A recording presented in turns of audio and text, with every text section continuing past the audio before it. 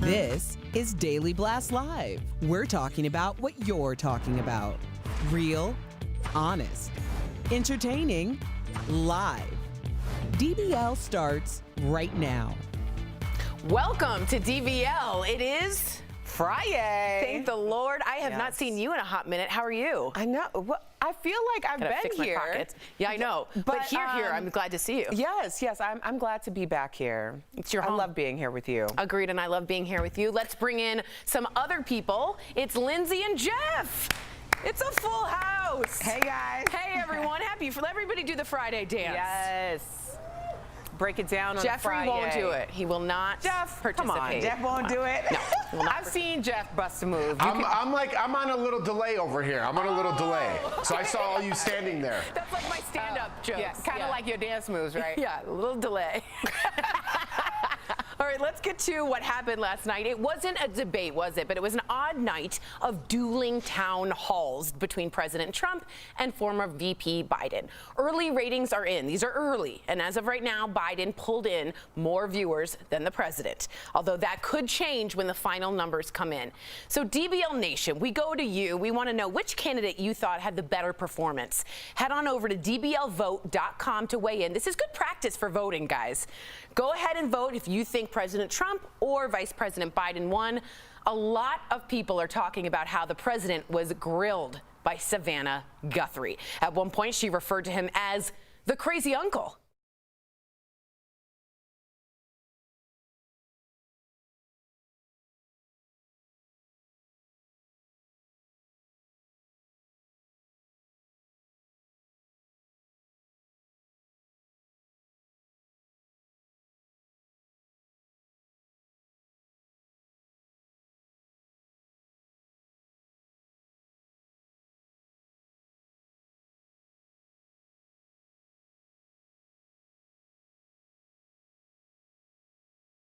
Mary Trump said, well, when she heard the not crazy uncle, that's his niece. Meanwhile, a very different tone in Biden's town hall moderated by George Stephanopoulos. It was not as lively. It was much more conversational. But there are people saying that it was unfair to the president to face such a grilling. So I would love to go down the line and get just a quick note on how you guys felt about the town halls. Lindsay, what do you think? Tough question. Should Biden have faced tougher? What do you think? Well, I saw a Vox reporter said that Biden's town hall was delightfully boring, which it was, but this whole year was extreme, so it was nice to see something calm. I think for the NBC town hall, I know a lot of people probably thought that President Trump was going to have an opportunity to make this another campaign event, but if you know anything about Savannah Guthrie, she's the same person that grilled him on the birther comments about President Obama. She's the same person that grilled Dr. Conrad Murray about Michael Jackson, so I knew offhand, having worked with her in the past, this was not going to be an easy debate, and I guess it depends on the moderator. I'm actually surprised at George Stephanopoulos for being so light on Joe Biden. I got to be honest with you, I'm a bit ignorant. I thought Savannah was going to be a little bit more softball. Man, did she prove me wrong. Good for you for mentioning all those things. Jeff, what do you think of the dueling town halls? And I feel cool saying that. There's a delay. That's why he's not laughing. Well, there you go, Tori. You could say it all weekend and make some new friends. But here's my thing. I don't understand why they had it on at the same time. That's the first part I'm confused about. I mean, even the NFL spaced out games so you could go from one game and then check the ending to another game. To have them on at the same time is idiotic. You're still dividing the nation. Have one after the other, one before the other. that being said, nobody can, they can control that. I can't control that. But Savannah, I think, went in really hard on President Trump, and that's fine. But if you're going to do that to President Trump, do the same to Biden. Stephanopoulos didn't go hard. He softballed the questions. Listen, I don't blame him for doing that, but if you're going to do something to Trump, you have to do it to the other. They didn't even ask Biden about his son and the allegations that just broke. And they didn't ask him that question even to clear the air. They didn't ask that question. So, listen, I understand how the nation feels, but the media is unfair to Donald Trump. I am going to say that. What's interesting, and we're going to move on and get Erica's take on this, is that a lot of people think Trump called for that town hall himself. He wanted that time slot, he wanted NBC, and he wanted Savannah Guthrie to compete completely, and a lot of people boycotted NBC for that very reason. Right now, it's Vice President Biden leading by a lot. I do want to ask Erica this. One thing in common, both candidates did dodge some big questions, okay? So let's listen to Biden's answer when asked, will he pack the Supreme Court? Take a look.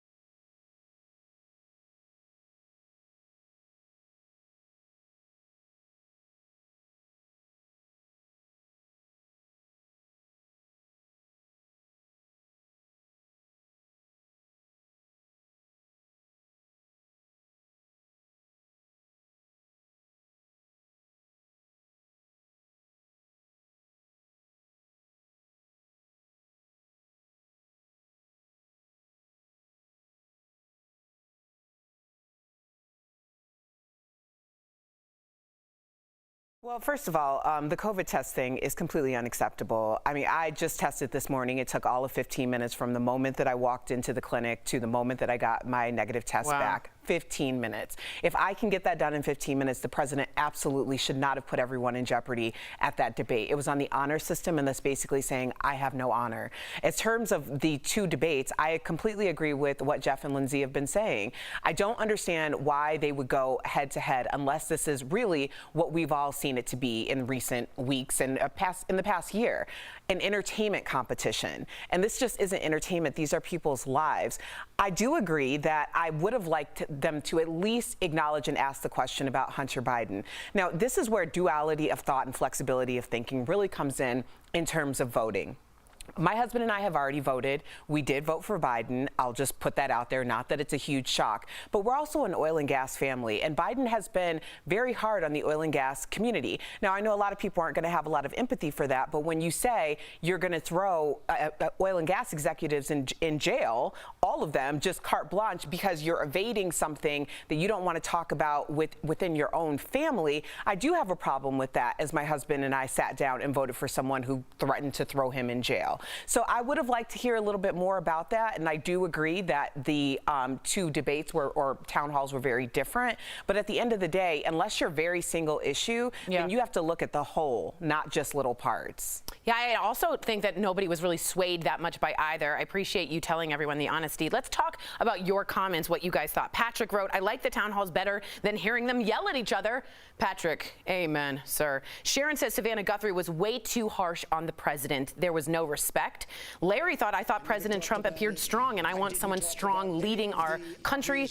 And finally, Mary said, I need Savannah to moderate the debate. Someone finally stood up to Trump's antics. All right, let's take a look at the megaphone. And at 70%, someone at the last moment, Vice President Biden beat President Trump in this town hall, according to you guys. Thank you so much for voting. We do want to show you this unexpected show stealer, but this time it was not a fly. No, it was this woman in the red mask, nodding along with President Trump. She was quickly spotted by sharp eyes, many online saying we could all use someone that supportive behind our backs like that. We are finding out that the woman ran for Congress and is an avid Trump supporter. Did we need another fly moment? Was the fly moment the moment that brought us to pop culture, or are you glad that we didn't have that, Linz? I'm glad we didn't have another fly, but I all think that everybody on this conversation right now needs somebody in their corner that's going to be not into everything they say and really be their champion. So if you're going to be there at the town hall, you know, either you're really interested in hearing what's going on or you're really a strong supporter of the candidate. And so obviously that's what we got to see in that video. Girl, you know that's exactly what the church ladies do in the first pew. like, yes, And at the temple, exactly. at the synagogue. Amen. Jeff, what do you think? Did we need a fly moment, or are you so glad we didn't go there? No, I'm glad we didn't go there. The attention span of America right now is about 4 seconds, right? The president's talking about something that's going to affect us for the next 4 years, and people are like, fly, look what's in the background there. I can't believe that person doesn't have a matching outfit. They're talking about everything but what they need to be talking about. All they want to do is have a moment on Twitter, get some likes, and it's getting a little ridiculous. Yeah, I'm glad it was taken seriously, and it was better than the yelling at each other. I think everyone can agree. Bipartisan decision on that one. It was better than that awful debate. All right, coming up on DBL, the new words introduced in 2020, all because of the coronavirus. Plus, the making of Mariah Carey's new tell-all book. We talk with the author, who has all the deets on this unfiltered story of the music legend's life. And before we go to break, we want to let you know it's a nearly empty studio in here. That's why no one's laughing at my jokes. Many of our producers, I know, Erica, are still working from home during the pandemic. We'll be right back.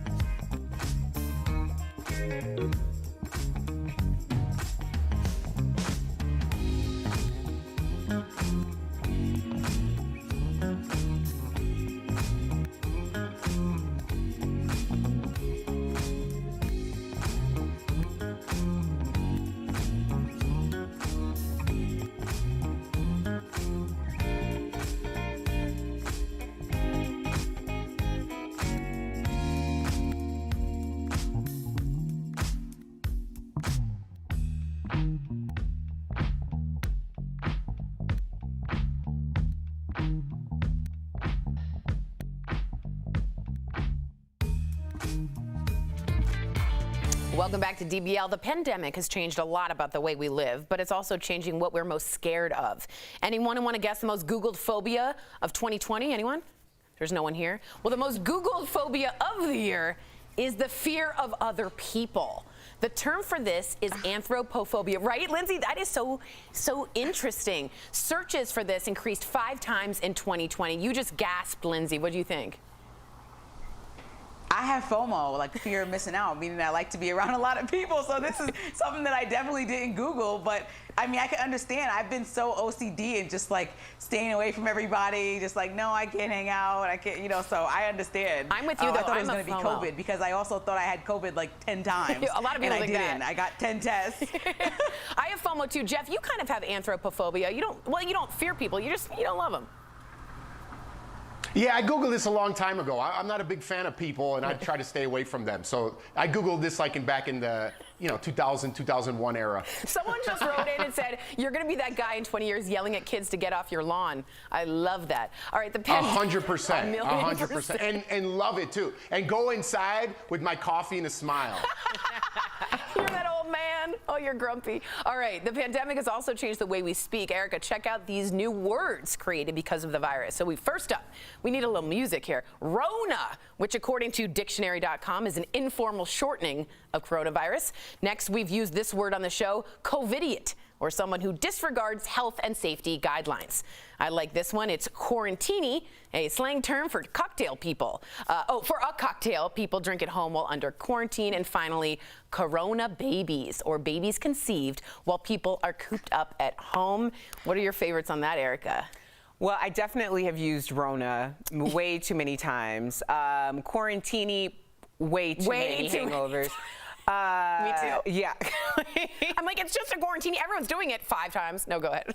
I was thinking about this. I'm like, now it's become, any other time, it'd be like, you shouldn't consume this much. Totally. And now it's just like a part of what people do. Like, it's a lifestyle thing. Like, well, doesn't have to be 5 o'clock somewhere. It could be 5 a.m. You know what? Just drink when you want. Totally. It's like, well, what happens when all of this is over? Are we just going to be drinking at all hours of the day? I know you're joking about that, but you're absolutely right. Like, the idea, I saw a sign that was like, it's 2 o'clock somewhere, that like everything's getting earlier. People have gone to Vices a lot to chill out. And I think that's going to be hard to train back as a habit, don't you think, when this is over? Yeah, because it takes, 21 days to make a habit? I mean, y'all quadrupled the habit. You quarantine. I said y'all like I'm not a part of it. I love it. You're so in there. Coming up on DBL, we're chatting with the author who collaborated with Mariah Carey on her best-selling new book, Uncovering the Secrets of a Star. Coming up next. Ladies.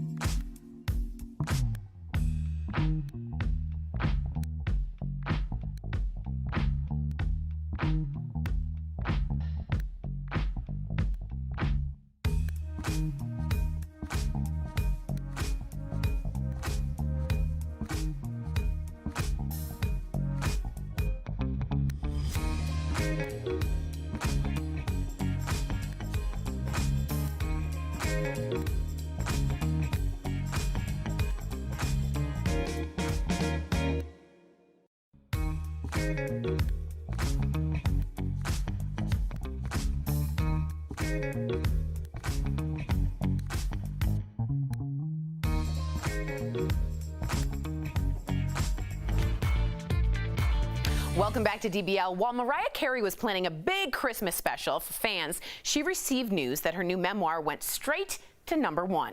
And earlier, Lindsay spoke with author Michaela Angela Davis about the book that's making headlines. Take a look. Michaela Angela Davis, congratulations on The Meaning of Mariah. It became a New York Times #1 best-selling book already. So how did you, Mariah, feel? What did you guys talk about when that happened? I think when Mariah and I called each other, like we screamed for a good straight 30 seconds. We gagged. I mean, we really screamed.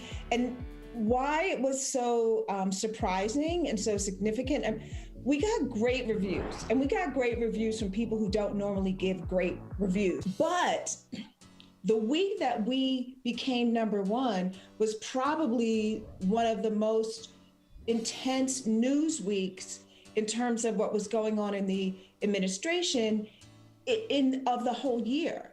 We expected maybe we could sneak in and that we would climb.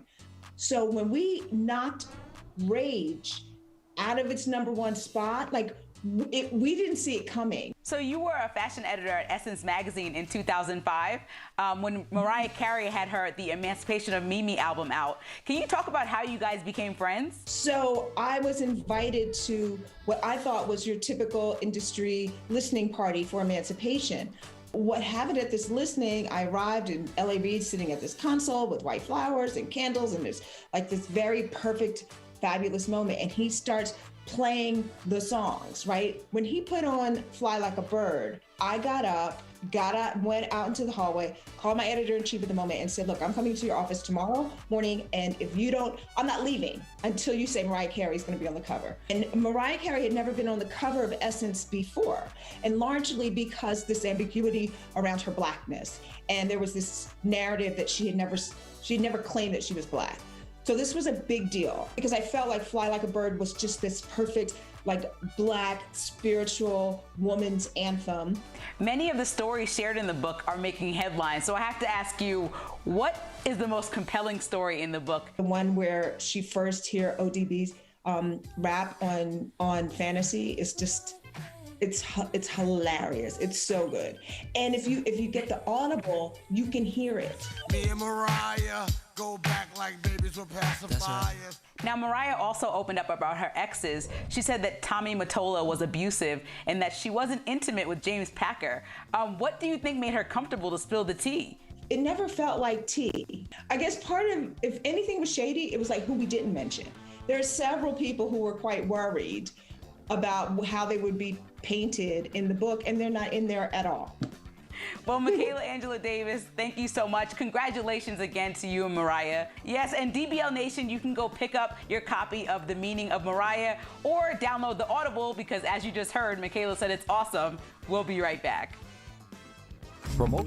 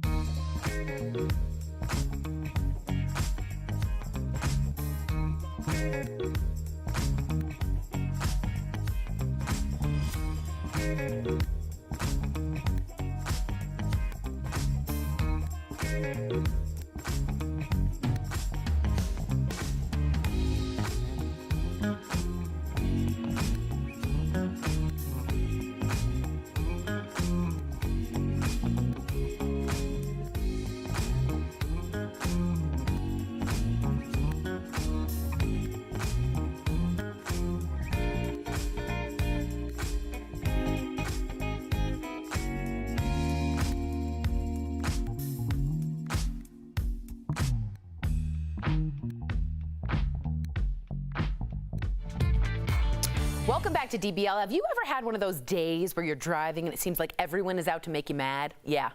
Me too. Well, you'll probably recognize some of the top pet peeves drivers deal with on the roads. We're chatting about it in today's DBL.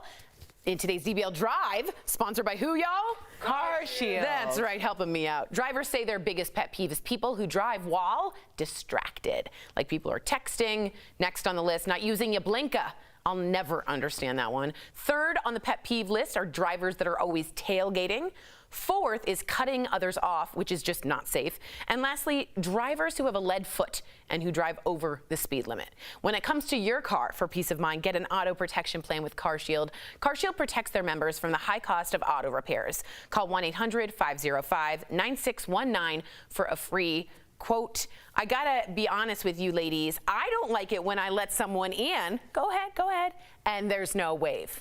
Yes. I need the wave. But the wave is very important, but you have to be very intentional about the wave. It needs to be like a ship wave. Because I had a pen in my hand. Don't ask me why I was driving with a pen in my hand, but I was writing a note.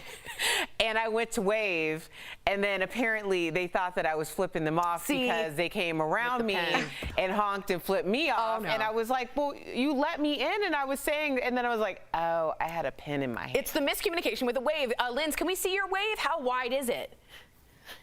Guys, I'm from New York. There ain't no wave happening over here. It's just a straight up, let's drive. I'm sorry. And also, my biggest thing is when people drive slowly and cut you off. Like in New York, you just cut somebody off. It is what it is. If you're gonna slowly get into my lane and almost hit me, like make a decision. Like I don't got time for all these niceness on the road rules. I appreciate nice people, but it's just driving. Get to where you're going. Let's go. That's so true. In New York is like harsh, I guess. It's hard out there in the streets. I know, Erica. I need to meditate.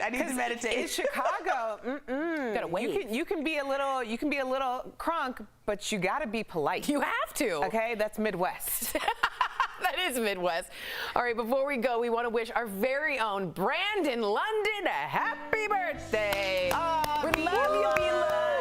Hope you're having an amazing, great day, buddy. We love you. We've seen you grow. You're 36 now.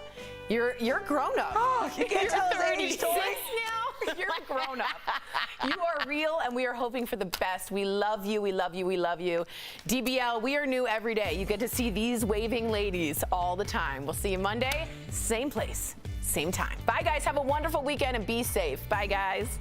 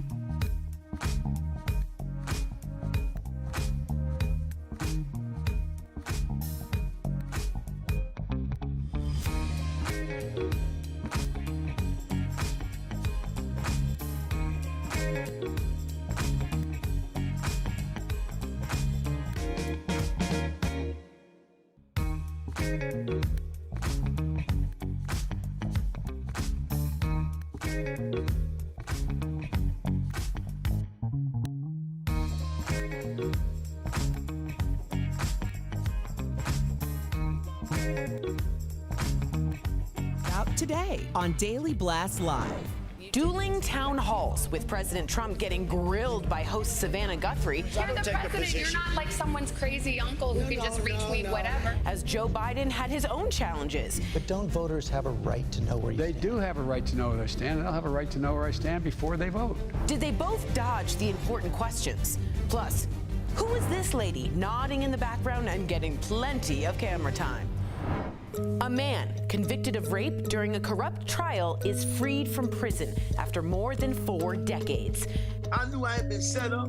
I knew I had been framed. How Ronnie Long maintained his innocence in today's Freedom Files, wrongfully convicted. What had Dwayne Wade looking so stunned while walking on the beach? The story behind his surprised reaction.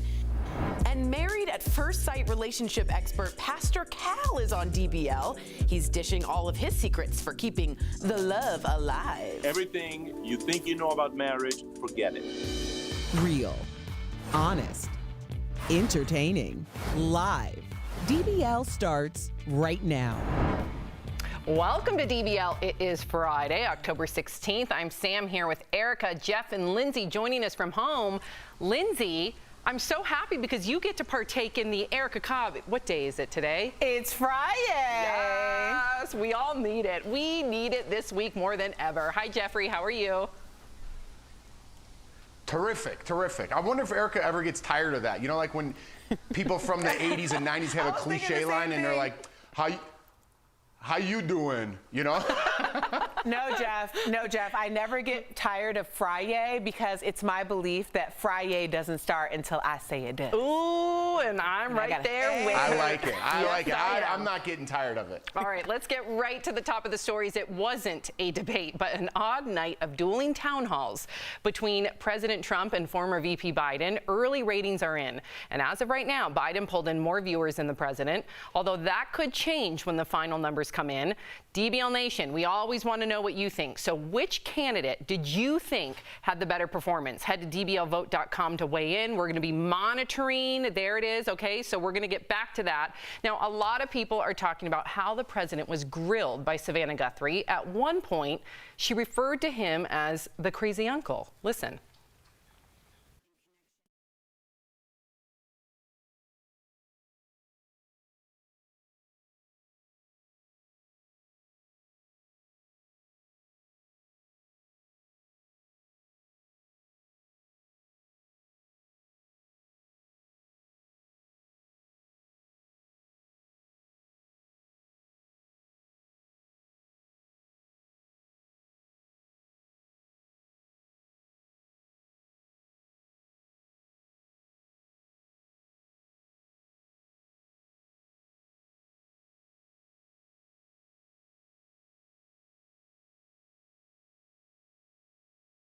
To the president to face quite a grilling, I guess you could say. I want to hear from Lindsay and Jeff first. Lindsay, what did you make of the dueling town halls, and did you feel like that President Trump was grilled more than Biden?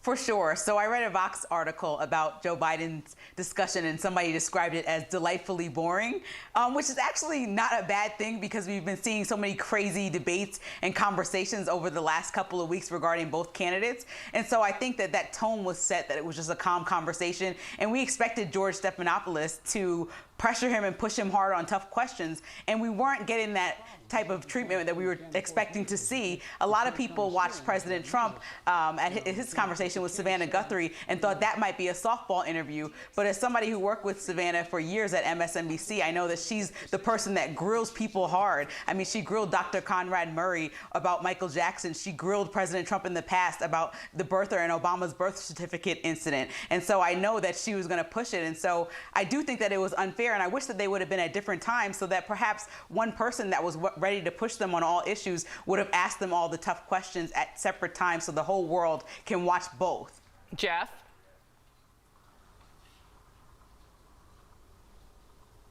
Jeffrey? Oh, yes, sorry. I totally agree with what Lindsay was saying. I dropped out there for the last 5 seconds. But yeah, I agree. I don't understand why they had them on at the same time and competing against each other. Why don't they have, listen, when I try to get my news, I watch Fox News and I watch CNN, and the truth is somewhere in the middle there. Why would they have them competing against each other so you can't see what the other one is saying? I do agree that Savannah was way tougher on Trump than Biden got. I don't mind that she was tough on him, but let Biden get some tough questions too and see how he answers those, right? The breaking news about his son just broke that morning. No question about that. He again didn't answer again about packing the court. I think we all know the answer to that. I don't even need to hear his answer. And I agree with it. If they're going to put a new Republican justice in the Supreme Court, then he's going to pack the court. That's the answer to that. I don't need him to say it. That's the answer. But they should have asked him about his son. I think Trump got grilled, and I think Biden should have his too. All right. Well, you brought up also dodging questions. One thing in common, I think both candidates dodged some pretty big questions. So, in fact, listen to Biden's answer when asked if he'll pack the Supreme Court, to Jeff's point.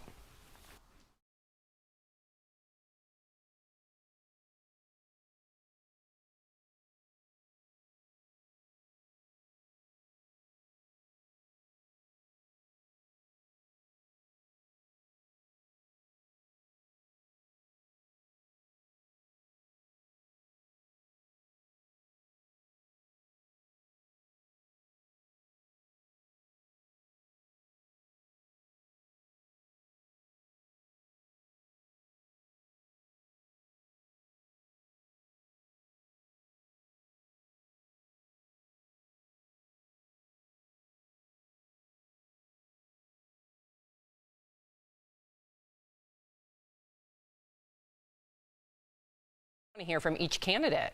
Well, I think, first of all, the nature of both debates are really based on the people that we're dealing with, right? This is the demeanor that you're carried. And it's not a debate. It was a town hall. So it's based on the demeanor of the subject. I do agree that in terms of the grilling questions or hard-hitting questions, Biden was softballed. But it's not as though Trump was overly grilled. She was just asking very direct, pointed questions. One of the things that really didn't sit well with me was the COVID test. Why dodge a simple question like that? The COVID test for him should be like instantaneous. I just had a COVID test 30 minutes before I walked through these doors, and I had my results back 15 minutes before I ever put anyone else in jeopardy to know that I have a negative COVID test.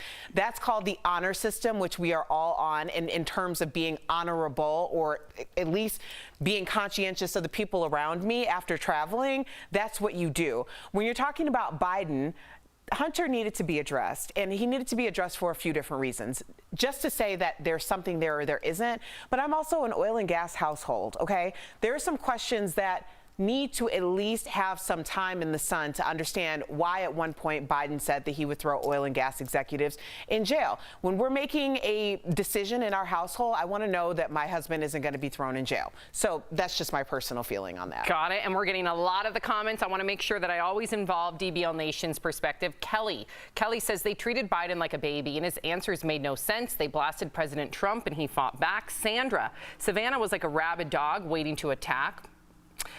Peter, if Trump is going to lie and spread conspiracies, he deserves the tough questions. And Sandy, I found the nodding lady very annoying. Okay, so we're going to get to that part. First, I want to just give an update. We got 64% saying that Biden had the better town hall. So speaking of which, there was an unexpected show stealer, but this time it was not a fly. It was this woman. There she is in the red mask, nodding along very passionately with President Trump. She was quickly spotted by sharp eyes, many online saying, we could all use someone that supportive behind our backs like that. We are finding out that the woman ran for Congress and is an avid Trump supporter. Yeah, she's like the perfect type woman. I mean, Lindsay, wouldn't you want somebody behind you constantly giving you like nods of approval? I mean, Sam, you know when it's your birthday and your one friend is like gassing you to dance harder and dance harder? That's the person that she's like that person. And so everybody needs a person like that in the audience. I think if you're going to attend this, especially now when everybody has COVID fears, you have to either love what President Trump is saying or really want to hear. And so that's an example of somebody that would be in the audience that rightfully deserves to be there. See, she's she could be the hype woman, your hype girlfriend, or also first pew church lady, because you know. I heard a guess. Amen, amen. Amen, amen. Jeff, I feel like you're the one person that would not want a hype person behind you. You'd be like, okay, I got it.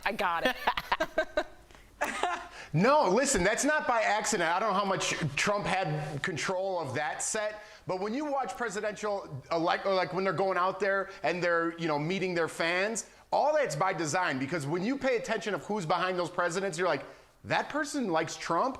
Those people are there for a reason. So it's all by design. It's all marketing. Got it. Okay, let's look at the final results. 60% of you, DBL Nation, you believe that Biden had the better town hall. Well, coming up on DBL, the new words introduced in 2020, all because of the coronavirus. Plus, Pastor Cal from Married at First Sight, he's dishing advice for keeping the love alive. See yourself.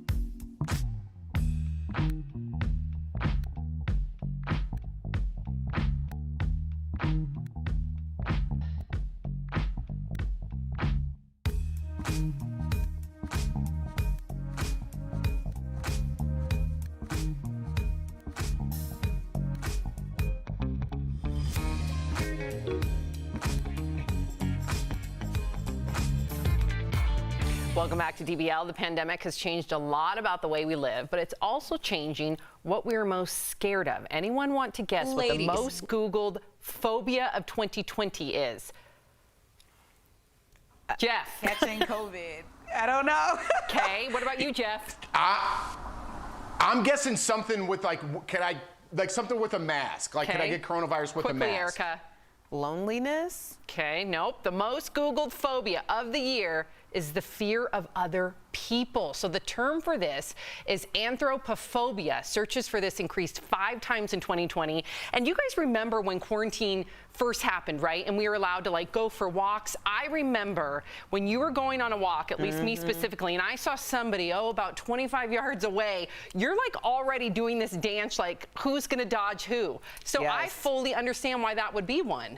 Oh yeah, it got to the point where you weren't even speaking to neighbors who you knew from across the street. It was like you just completely went the other way, like just changed direction completely. Yeah, everybody turned in to be like, does this person have COVID? Okay, so Lindsay, the pandemic has also changed the way we speak. Check out these new words created because of the virus. First, Rona, which according to dictionary.com is an informal shortening of coronavirus. Next, COVID idiot, or someone who disregards health and safety guidelines. And this one, quarantini. Ooh, I like it, a slang term for a cocktail people drink at home while under quarantine. And finally, corona babies, or babies conceived while people are cooped up at home. Okay, Lindsay, do you use any of these words? I use all of them except for COVIDiot, which I'm definitely going to start using after today. I think the corona babies one, Erica and I had a long conversation because Kelly Rowland just announced that she's having a baby. And we were like, you know how many babies are about to come? Like, it's going to be another boom of kids from this coronavirus lockdown because it was either divorce or babies coming and real relationships growing. And so we're about to see a lot of January, February, March babies. Hey, Jeff, corona babies, huh? Not in this house. Not in this house. Not mine either. No, 2 and done. Done. Oh, man. All right, we'll be right back.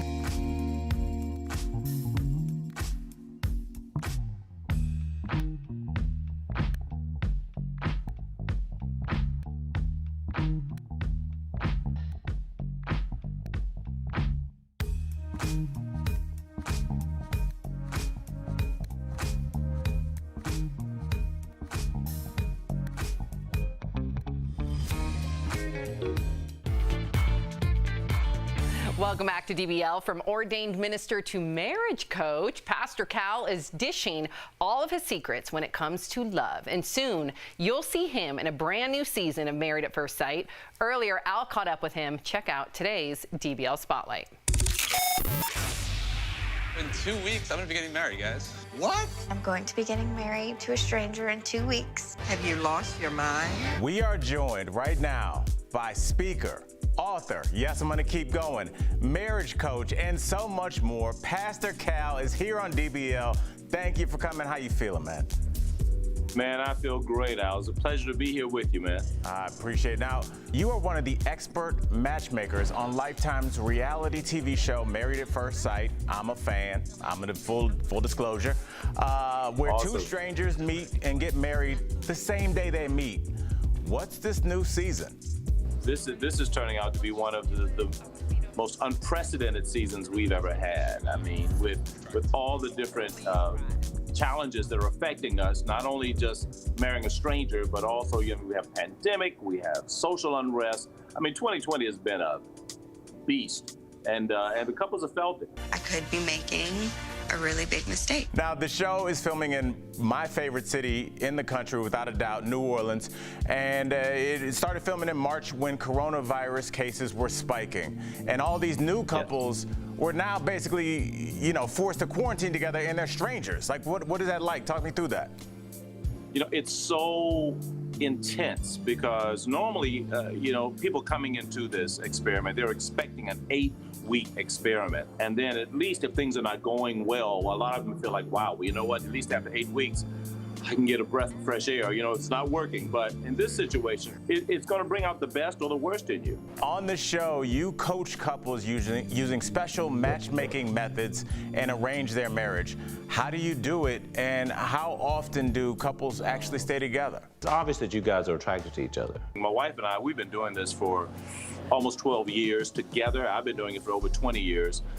So, you know, matching couples has been, yeah, pretty much most of my career. People think often that we just sort of randomly pick two good-looking people or similar people off the street, but it's so much more than that. I mean, we go through psychological evaluation, we do background tests. You know, they have to sit in front of a psychologist. I mean, we ask for pictures of their exes. I mean, it's very, very intense. And by the time we get to them, I mean, we know more about them than they would know about their date if they dated for like 6 to 8 months. Makes sense. Now I'm gonna present a scenario to you. Some newlyweds have just gotten married. They're coming out of the church. Everybody's throwing rice. They're getting ready to duck into the limo to go away forever. You're standing right there. You can give them one piece of advice before they drive away forever. What would you tell that couple? Everything you think you know about marriage, forget it. You know nothing. Okay? Learn, be adaptable. Remember your commitment, and just allow it to evolve. Allow it to evolve. You know, don't come with any preconceived ideas. You know, let it grow from what it is. It makes perfect sense. I mean, how much easier are things when you realize and you say to yourself, I don't know what I'm doing, so let's figure this out. It's just easier to do that than work backwards from 10 mistakes that you made. So completely agree with that. That's it, you got it. What's next for you? I know you're working on a few exciting projects. So do you have any you want to tell us about? Yeah, well, you know what? I'm actually on the set of an upcoming project, more focusing on the dating side of relationships. And also I have a book coming out next year, so keep your eyes open for that also. Marriage Ain't for Punks.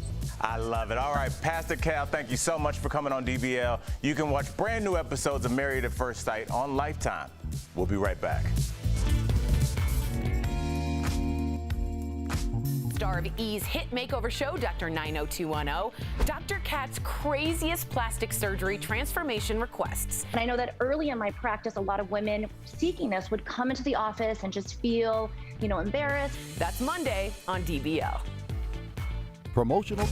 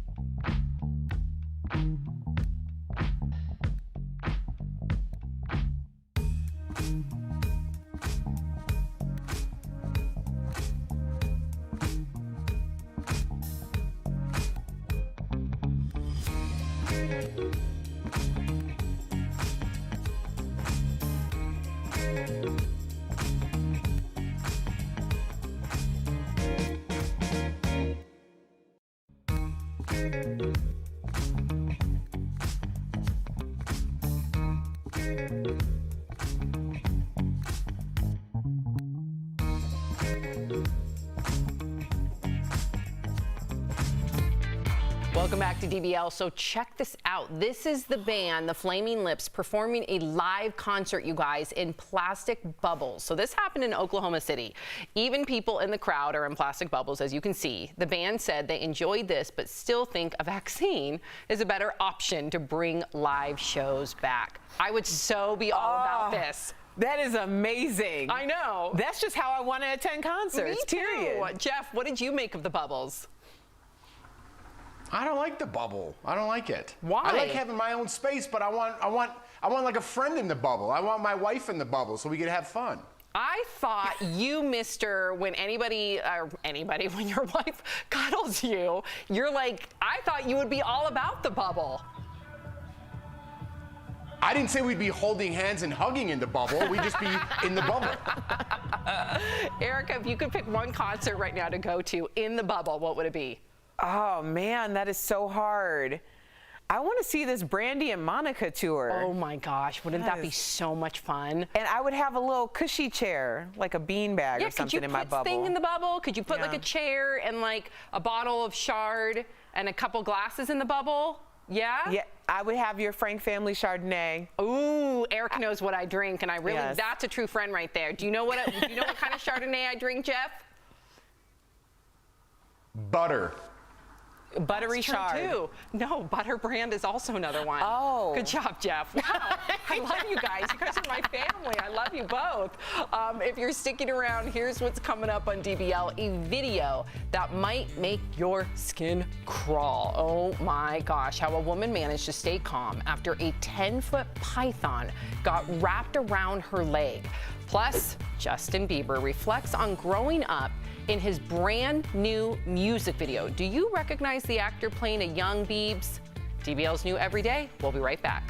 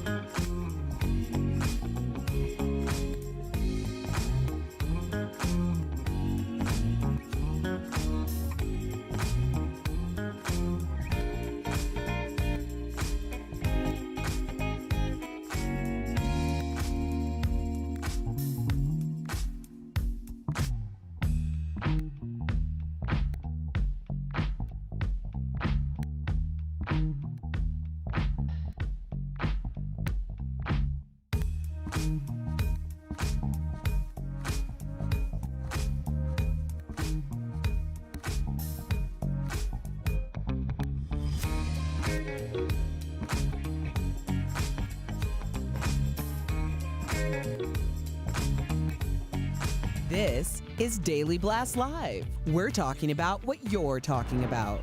Real, honest, entertaining, live. DBL starts right now. Welcome to DBL. I am Sam here with Erica. Jeff joining us from home.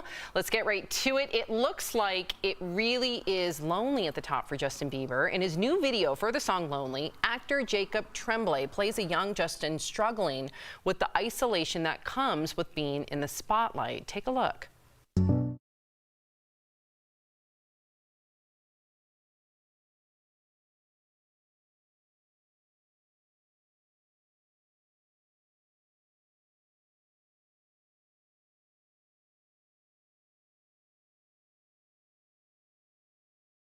The song is hard for him to listen to, considering how tough it was to get through some of those chapters of his life. Now, meantime, Justin is also dealing with another price of fame. Earlier this week, he called out fans on Instagram for gawking and taking pictures of him going into his home, saying, "This is not a hotel, this is my home." Okay, so Jeff, we all know that you are a huge Justin Bieber fan. What did you make of his new song? Yeah, unregrettably a huge Bieber fan. You know, I think a lot of people channel their energy and how they're feeling through their music, and I think that's what he's doing. I think symbolically having Jacob Tremblay do that part, you know, because I think he tastes a little bit of what Justin is saying, not to that degree.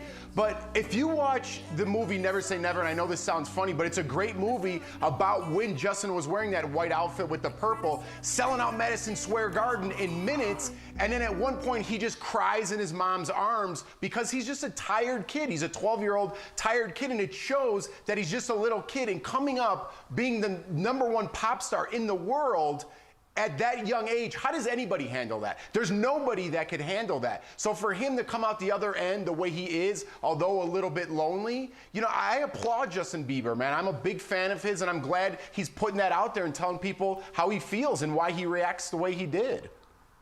I'm just always a little relieved when people take their deepest pain and channel it into their art or channel it into their communication, because that means that there's a part of them that has resolved that in some way, that they're able to, that's protected pain. Most people won't talk about things like that because to have someone else chime in on it is too hurtful. You don't want to put it out in the world. So when people do that, I always have a tremendous amount of respect for that.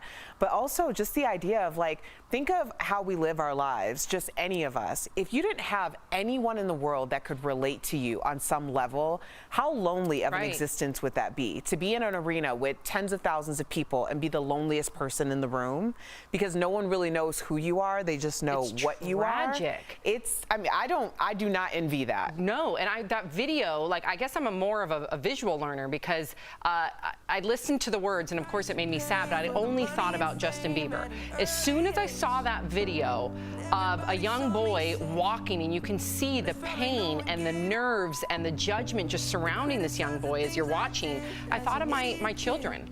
I thought about, oh my gosh, look at how I handle the criticism. It is debilitating to me. So can you imagine being 5, 6, 7, 10, 12, 14 years old and dealing with all that outside pressure? It's absolutely tragic, and we need to do more about protecting our young entertainers because, wow, kudos to Justin Bieber. That was sobering, definitely. Okay, so Taryn Manning is being called out by Dancing with the Stars. Earlier this week, the Orange is the New Black actress said she had been approached by the show many times, but turned it down because she said it's for has-beens, quote unquote. Well, according to the show, Taryn is the one who reached out to be on the show, but they turned her down. Meantime, former competitor actor Jesse Metcalf says he also turned down being on the show twice because of the stigma, but says now actors are free to do a lot more in the industry. All right, Jeff, so you and I have joked on the show that I want you to go on Dancing with the Stars. I think you do a great job. What do you make of Taryn Manning, I guess, being embarrassed to say that she was turned down by the show? Do you think that she had a point and that there's a stigma to doing certain reality TV? Yeah, definitely, but I think it's where you're at in your career and where you want to end up. I think any one of us, Sam, at Daily Blast Live would be a great asset to Dancing with the Stars, right? It'd get eyeballs on our show. It'd be good for our career. We go up from there. Unfortunately, some people are stars like on Orange is the New Black back in the day, or maybe 80s or 90s stars, they want to get their career going again. So they go on Dancing with the Stars to get an extra boost. So it depends what angle you're coming at it from, but I think if you play it right, it's gonna lift your career. Erica, what do you think? I think 2020 has put a whole lot of things into perspective, because when it really comes down to it, the answer is get yo check, get paid now, okay? All of these things about the hierarchy of who's doing what, and I'm not doing TV, I'm only doing film, or I'm not doing social media, I'm only doing blah, blah, blah. None of that matters. At the end of the day, people need to work, and I say get your check and put it in the bank, okay? We'll talk about all those other things that are inconsequential, because we aren't playing out here in these streets. See, now I'll push back, even though I agree with you. What about strategy? So what about, yes, you can make a quick buck, okay? Like, let's say Sean Spicer could make a quick buck, Carol Baskin, or maybe there's some other talented actor that's trying to resurge their career. But then if there is a stigma, will that inhibit them from getting bigger gigs, which in the long run is hurting their bank? Well, see, but no, because you brought up a great point earlier about the social media presence. Like, that's a whole different source of income for social media. Yeah. So if you're getting your followers up, you're being able to speak to people directly. You don't have to go through all of these other mediums, and that's a totally different world. I think a lot of people don't realize that. Get your check. Okay. Get your check. Okay. All right, this next story will make you smile on a Friday. Check out Dwayne Wade's reaction to a proposal he happened to photobomb while strolling on the beach. Look at his face. You can tell he was truly moved with his hand on his heart. He even stopped by to take a pic with the newly engaged couple and reposted the pic on his own Instagram, writing, "It was so dope to witness you guys' love." Oh, Jeff! So touched. Jeff, can you imagine? I love this. You know why, Sam? Because it's organic, and you could tell it's organic. So that's why I love this. I would love if that happened, something like that happened to me. But these people who like get in the tabloids and they're like opening a door to banquet halls and they're like, "Remember me from the 80s?" It's like, no, dork. Get out of here. I don't want a picture of you. You know, this is organic. I would like some 80s actor to crash my wedding. I would be all about it. You kidding me? Anthony Michael Hall? I'd be all about it. Erica, right? I didn't say which one. I just said some of them you'd rather not have there than have there. All right. Coming up on DBL, a really important story. A man convicted of rape during a corrupt trial is freed from prison after 40 years behind bars. How Ronnie Long maintained his innocence in today's Freedom Files, wrongfully convicted.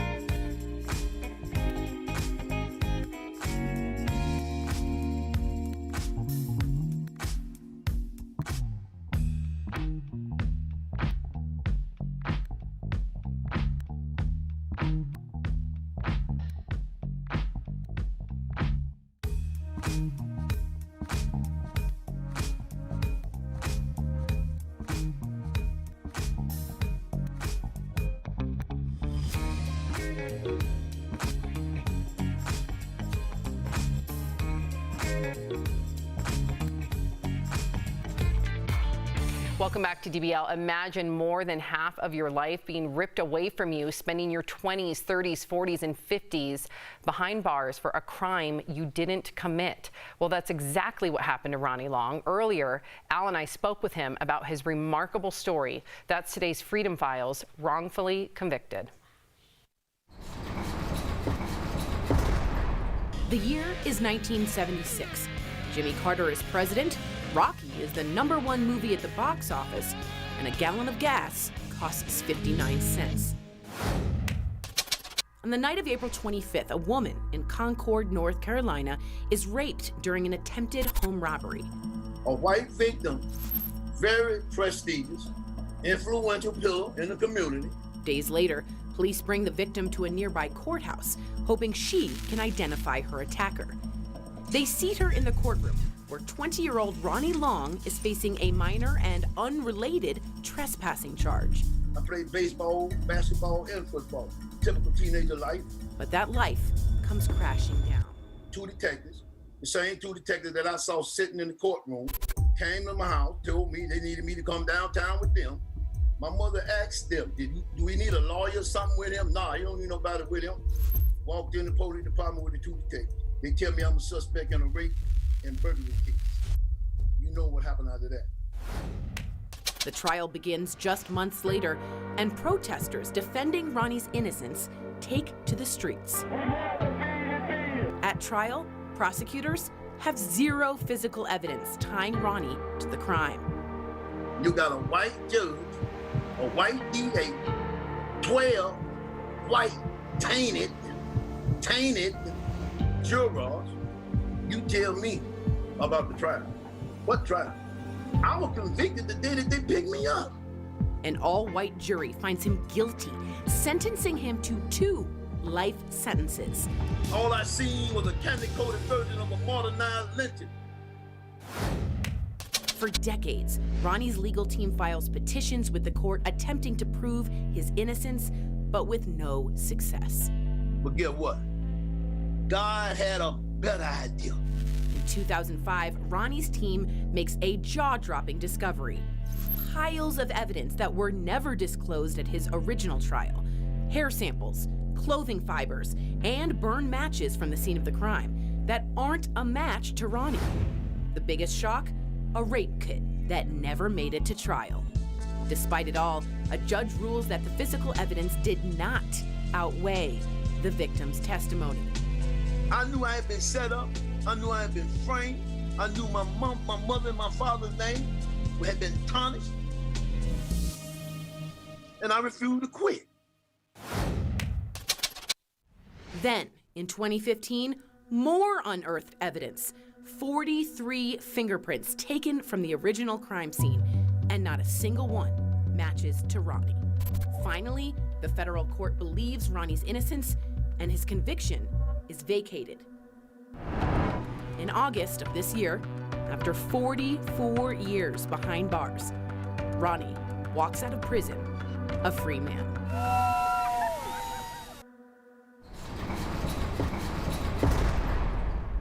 Ronnie Long, welcome to DBL. So 44 years taken from you. It's hard for me to even wrap my head around that. I would be fueled by anger. Now, I want our viewers to know this and really understand how much of your life that you had to sacrifice for a crime that you did not commit. So let's really paint the picture here for our viewers. Ronnie, you spent your 20s, your 30s, your 40s, your 50s behind bars, again, for a crime that you did not commit. Now, the woman who accused you, she went to her grave still saying it was you. How do you not hold resentment towards her? My resentment is not towards her. It's towards those 4 corrupt encore police detectives that lied, put me in front of this person, Mrs. Ball, because I feel as though, you understand, saying she was only doing what they asked her to do. But if you look at the legal documents, the judge asked Ms. Boss on the day that we went to court, the judge asked Ms. Boss, did the police ask you to pick Ronnie Long? And in the document she said they could have. You know, and the fact that we're still not out of the woods with this is bewildering to me. It's angering. But your next battle is getting the North Carolina governor to give you a pardon. Without it, you can't get compensation, which you absolutely deserve for your time. I won't call it time served, which was time stolen from you. Yeah, robbery. Robbery. Yes, they need to be. You need to be paid back for the robbery that was committed upon you. Now, if that governor is listening to you, what would you say to him? This is your moment. I can't even get food stamps. I'm trying to get food stamps. And I asked Governor Cooper, I mean, if there's any kind of compassion in your heart for another human being, the evidence speaks for itself. I ask you to assist me in trying to make a life for me and my family. Now, Ronnie, what are your dreams for the future? Future? Have I thought about my future? Yeah. I mean, I'm asking, man. I'm asking people to understand my situation here and know that that I'm struggling for real. I'm still struggling even after 44 years of struggle. You know what I mean? It's all good though. I mean, you understand? These are the trials and tribulations that life puts in front of us. You got to believe, you understand, saying that you're going to overcome all forms of adversity. My future right now is from day to day. Powerful words. So we ask you, please, to help in Ronnie's fight. Visit his website, freeronnielongnow.org. There, you can donate to his GoFundMe page and sign his petition to the governor. All hands on deck. We need you. Thank you again, Ronnie, and we will be in touch. Thank you, Mr. Long. Hey. And just to give you an update to the story, DBL has reached out to the North Carolina governor for comment on Ronnie's pardon case. We have yet to hear back. Stay with us. We'll be right back. Hi, I'm Lori.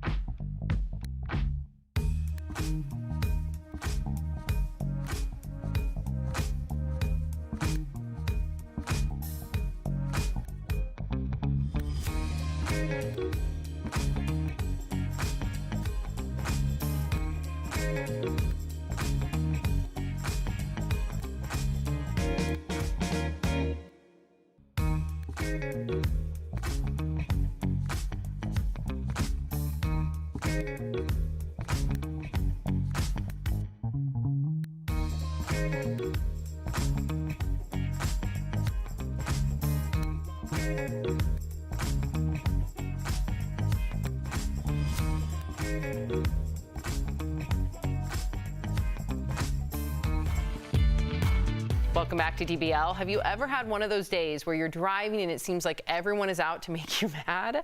Well, you'll probably recognize some of the top pet peeves drivers deal with on the roads. Okay, so we're chatting about it today in DBL's Drive, sponsored by CarShield. Drivers say the worst pet peeve that bothers them is people who drive while distracted, like people who are texting. Next on the list, not using your blinker. Yeah, I'll never understand that one. Third on the pet peeve list are drivers that are always tailgating. Fourth, cutting others off, which is just not safe. And lastly, the drivers who have a lead foot and drive over the speed limit. So when it comes to your car, for peace of mind, get an auto protection plan with CarShield. CarShield protects their members from the high cost of auto repairs. Call 1-800-505-9619 for a free quote. Oh, I feel like this is meant for Jeffrey. Jeff, my biggest pet peeve wasn't on there, but first, what's your biggest pet peeve on the road? Oh, the blinker for sure. I mean, all of them are pretty good, but the blinker really gets me going because how selfish of you to not just do this. You can't do that? Blinkers and returning your shopping carts are my two biggest pet peeves. We have a virus going on right now in this world. They're the other virus. People who don't return their shopping carts and don't use their blinkers should be banned from the planet. Do you remember the Will Smith song, You Saw My Blinker Beep? No. No? Go check it out. It was a long time ago. It was during like the whole summertime. You remember that one, yeah. Okay, so if you buy that album or if you bought it way back when, there was another song on there that he sang was it called a deep cut? You Saw My Blinker Beep. Oh. Yeah. So I hate it when I don't get a courtesy wave, Erica. If I'm going to let you in, give me a courtesy wave. What's your biggest pet peeve? Yeah, the blinker, definitely. The courtesy wave really gets me as well. But you have to be careful of the courtesy wave. Make sure it's very clear that you're doing that because, you know, I got mistakenly flipped off because they thought I flipped off. No. Well, it wasn't a mistake for them, but it was a mistake for me. Anyway, you know, just be very careful. It's a big dramatic wave. I appreciate you. But then Jeff would think that they're being passive aggressive. Coming up on DBL, a woman gets a huge and scary surprise in her garage. This unbelievable python rescue is next. Promotional consideration.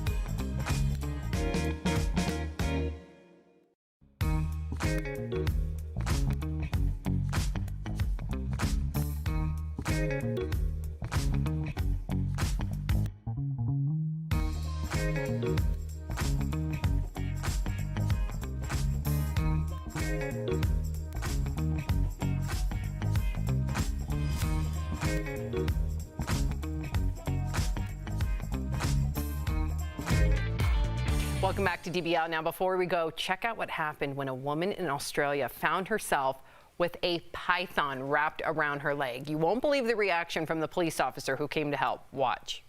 How you going? You're in a bit of a pickle. Are you feeling okay, first of all?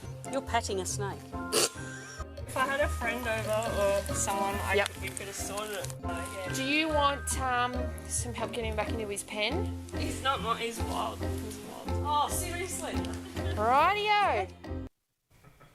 He's not mine, he's wild. Jeff, Erica, Jeff, what? Would you be this calm? I don't have a phobia of snakes. I'm not that scared of snakes. Sure. Spiders or like cockroaches, forget it. But snakes, they don't really bother me. What do you mean, sure? I'm lying about snakes? I'm not gonna. I think a 10-foot snake is something different. Okay, Yeah. you should be. Yeah, and if it was wrapped around your leg, I'd like to see your reaction. DBL's new every day. We'll see you Monday, same time, same place. I don't know why I said it that way. Bye, Jeff.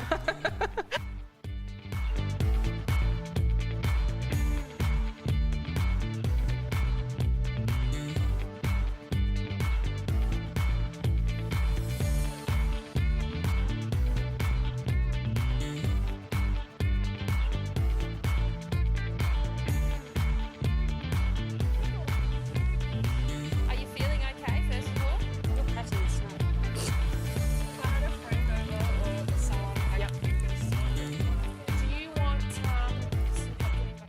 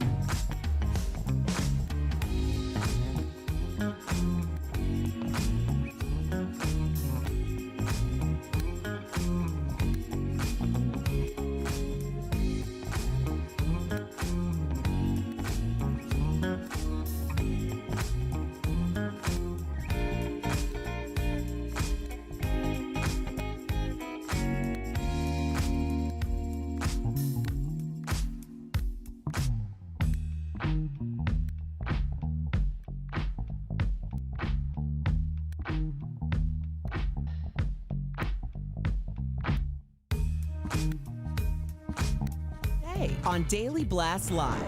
Dueling town halls with President Trump getting grilled by host Savannah Guthrie. You're the president. You're not like someone's crazy uncle who can just retweet whatever. As Joe Biden had his own challenges. But don't voters have a right to know where you stand? They do have a right to know where they stand, and they'll have a right to know where I stand before they vote. Did they both dodge the important questions? Plus, Who is this lady nodding in the background and getting plenty of camera time?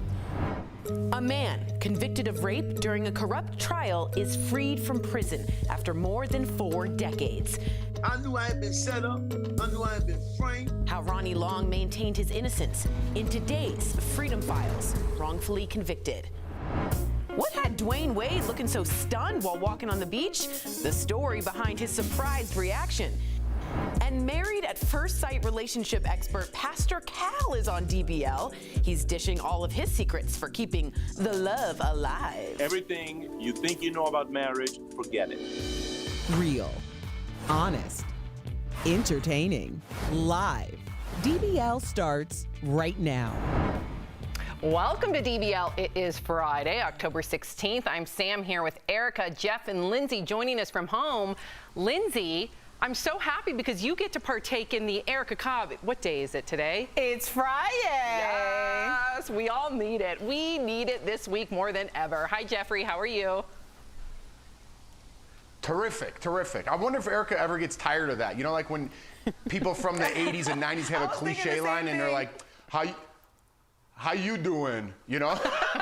No, Jeff, I never get tired of Friday because it's my belief that Friday doesn't start until I say it does. Ooh, and I'm right there with you. I like it. I like it. I am. I'm not getting tired of it. All right, let's get right to the top of the stories. It wasn't a debate, but an odd night of dueling town halls between President Trump and former VP Biden. Early ratings are in.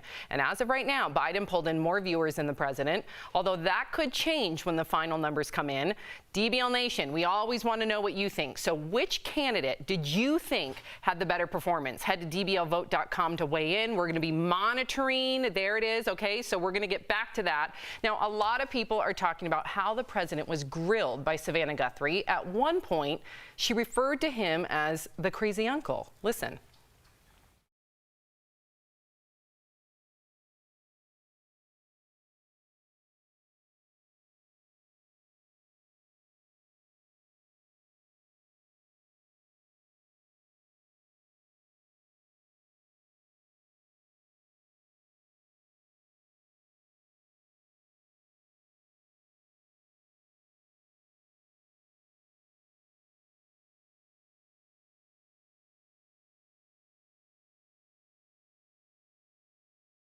Very different tone in Biden's town hall, moderated by George Stephanopoulos.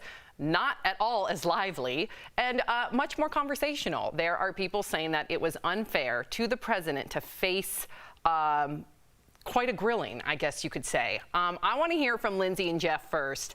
Lindsay, what did you make of the dueling town halls, and did you feel like that President Trump was grilled more than Biden?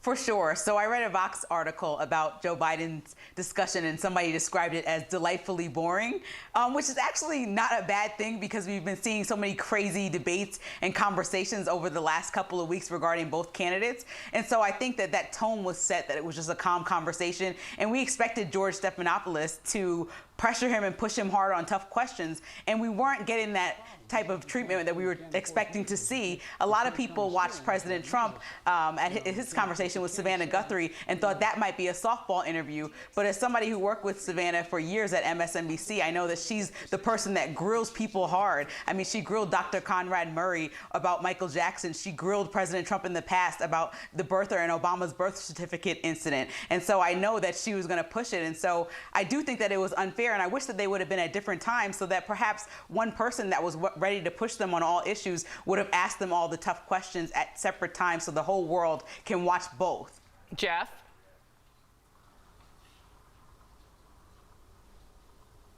Jeffrey? Oh, yes, sorry. I totally agree with what Lindsay was saying. I dropped out there for the last 5 seconds.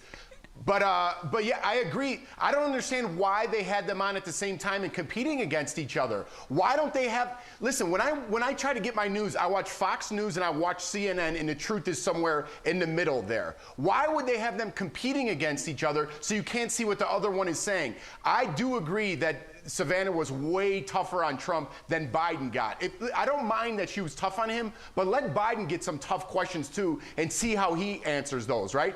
The breaking news about his son just broke that morning. No question about that. He again didn't answer again about packing the court. I think we all know the answer to that. I don't even need to hear his answer. And I agree with it. If they're going to put a new Republican justice in the Supreme Court, then he's going to pack the court. That's the answer to that. I don't need him to say it. That's the answer. But they should have asked him about his son. I think Trump got grilled, and I think Biden should have his too. All right. Well, you brought up also dodging questions. One thing in common, I think both candidates dodged some pretty big questions. So, in fact, listen to Biden's answer when asked if he'll pack the Supreme Court, to Jeff's point.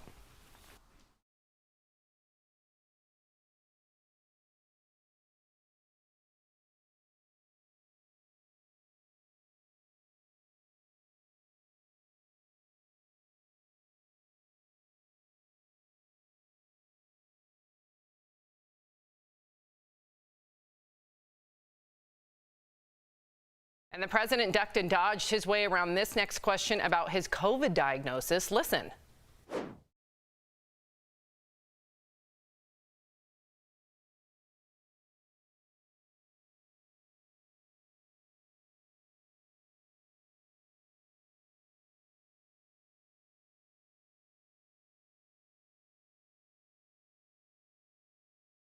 What did you want to hear from each candidate? Well, I think, first of all, the nature of both debates are really based on the people that we're dealing with, right? This is the demeanor that you're carried. And it's not a debate. It was a town hall. So it's based on the demeanor of the subject.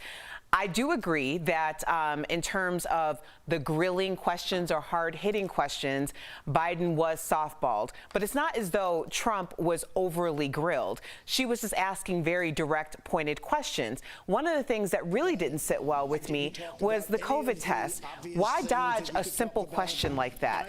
The COVID test for him should be like instantaneous. I just had a COVID test 30 minutes before I walked through these doors, and I had my results back 15 minutes before I ever put anyone else in jeopardy to know that I have a negative COVID test.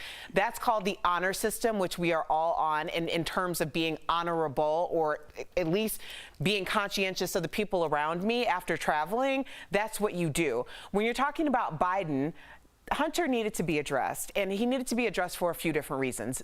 Just to say that there's something there or there isn't, but I'm also an oil and gas household, okay? There are some questions that need to at least have some time in the sun to understand why at one point Biden said that he would throw oil and gas executives in jail. When we're making a decision in our household, I want to know that my husband isn't going to be thrown in jail. So that's just my personal feeling on that. Got it. And we're getting a lot of the comments. I want to make sure that I always involve DBL Nation's perspective. Kelly says they treated Biden like a baby, and his answers made no sense. They blasted President Trump, and he fought back. Savannah was like a rabid dog waiting to attack. Peter, if Trump is going to lie and spread conspiracies, he deserves the tough questions. And Sandy, I found the nodding lady very annoying. Okay, so we're going to get to that part. First, I want to just give an update. We got 64% saying that Biden had the better town hall. So speaking of which, there was an unexpected show stealer, but this time it was not a fly. It was this woman. There she is in the red mask, nodding along very passionately with President Trump. She was quickly spotted by sharp eyes, many online saying we could all use someone that supportive behind our backs like that. We are finding out that the woman ran for Congress and is an avid Trump supporter. Yeah, she's like the perfect hype woman. I mean, Lindsay, wouldn't you want somebody behind you constantly giving you like nods of approval? I mean, Sam, you know when it's your birthday and your one friend is like gassing you to dance harder and dance harder? That's the person that she's like that person. And so everybody needs a person like that in the audience. I think if you're going to attend this, especially now when everybody has COVID fears, you have to either love what President Trump is saying or really want to hear. And so that's an example of somebody that would be in the audience that rightfully deserves to be there. See, she's either, she could be the hype woman, your hype girlfriend, or also first pew church lady, because you know. I heard that. Amen, amen. Amen, amen. Jeff, I feel like you're the one person that would not want a hype person behind you. You'd be like, okay, I got it. No, listen, that's not by accident. I don't know how much Trump had control of that set. But when you watch presidential, like when they're going out there and they're, meeting their fans, all that's by design, because when you pay attention of who's behind those presidents, you're like, that person likes Trump? those people are there for a reason. So it's all by design. It's all marketing. Got it. Okay, let's look at the final results. 60% of you, DBL Nation, you believe that Biden had the better town hall.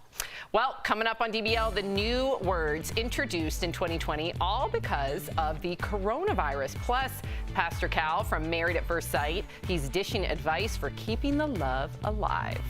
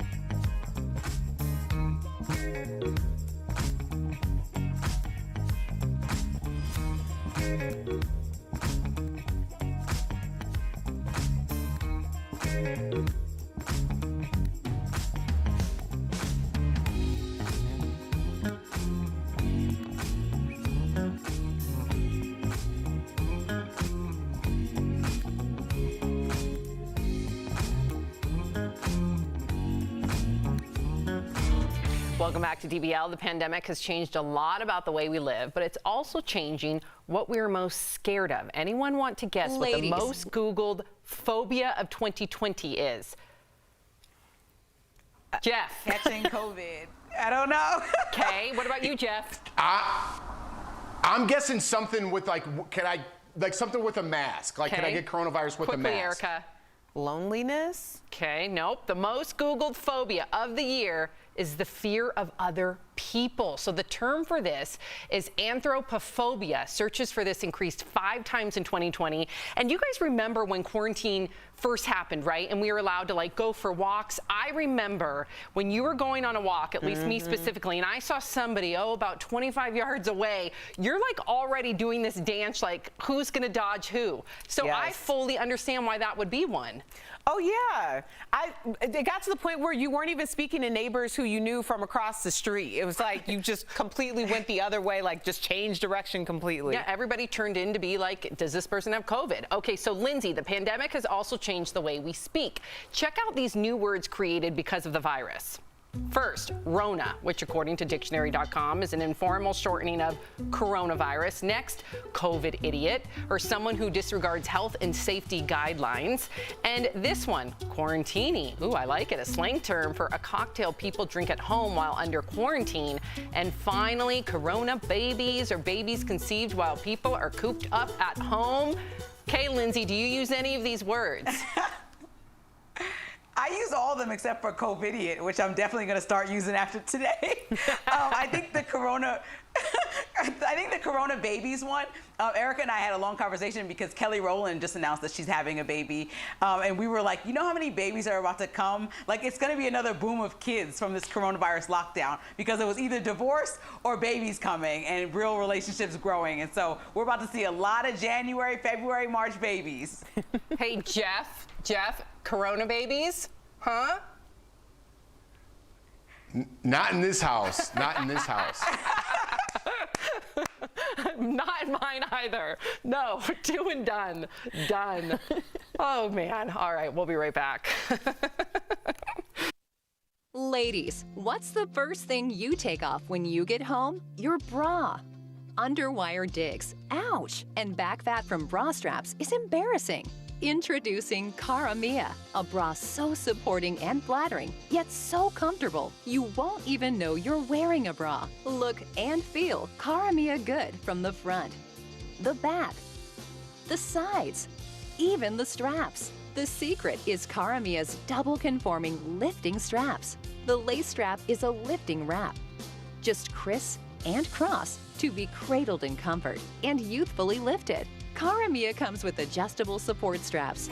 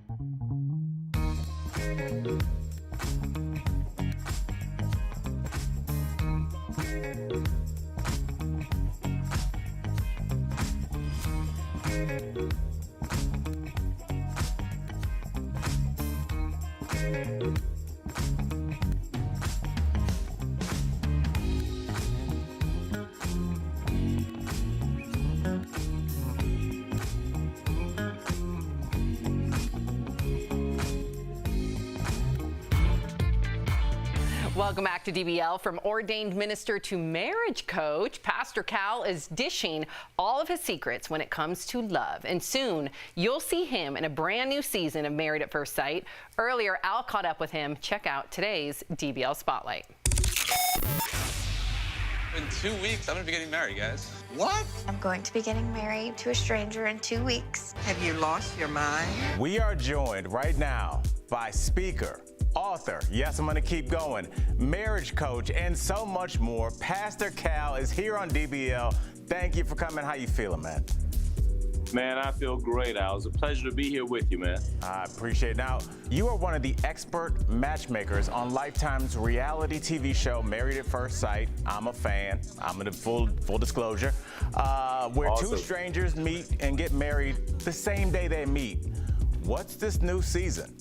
This is turning out to be one of the most unprecedented seasons we've ever had. I mean, with all the different challenges that are affecting us, not only just marrying a stranger, but also, you know, we have pandemic, we have social unrest. I mean, 2020 has been a beast, and the couples have felt it. I could be making a really big mistake. Now, the show is filming in my favorite city in the country, without a doubt, New Orleans.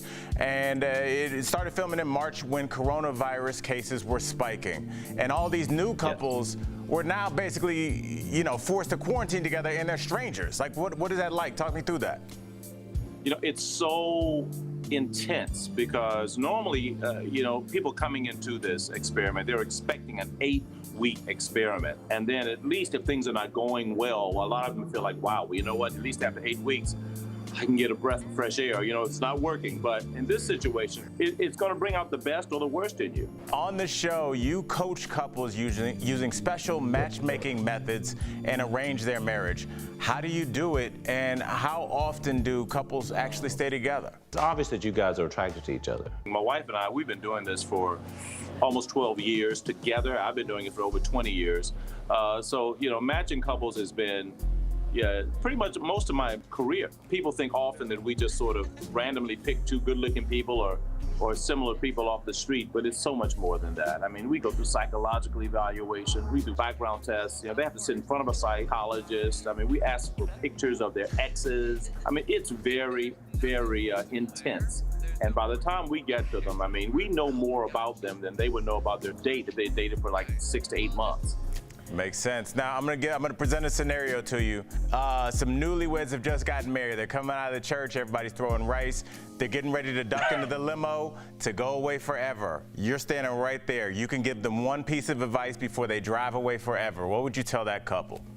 Everything you think you know about marriage, forget it. You know nothing. Okay? Learn, be adaptable. Remember your commitment, and just allow it to evolve. Allow it to evolve. You know, don't come with any preconceived ideas. You know, let it grow from what it is. It makes perfect sense. I mean, how much easier are things when you realize and you say to yourself, I don't know what I'm doing, so let's figure this out. It's just easier to do that than work backwards from 10 mistakes that you made. So completely agree with that. You got it. What's next for you? I know you're working on a few exciting projects. So do you have any you want to tell us about? Yeah, well, you know what? I'm actually on the set of an upcoming project, more focusing on the dating side of relationships. And also I have a book coming out next year, so keep your eyes open for that also. Marriage Ain't for Punks. I love it. All right, Pastor Cal, thank you so much for coming on DBL. You can watch brand new episodes of Married at First Sight on Lifetime. We'll be right back.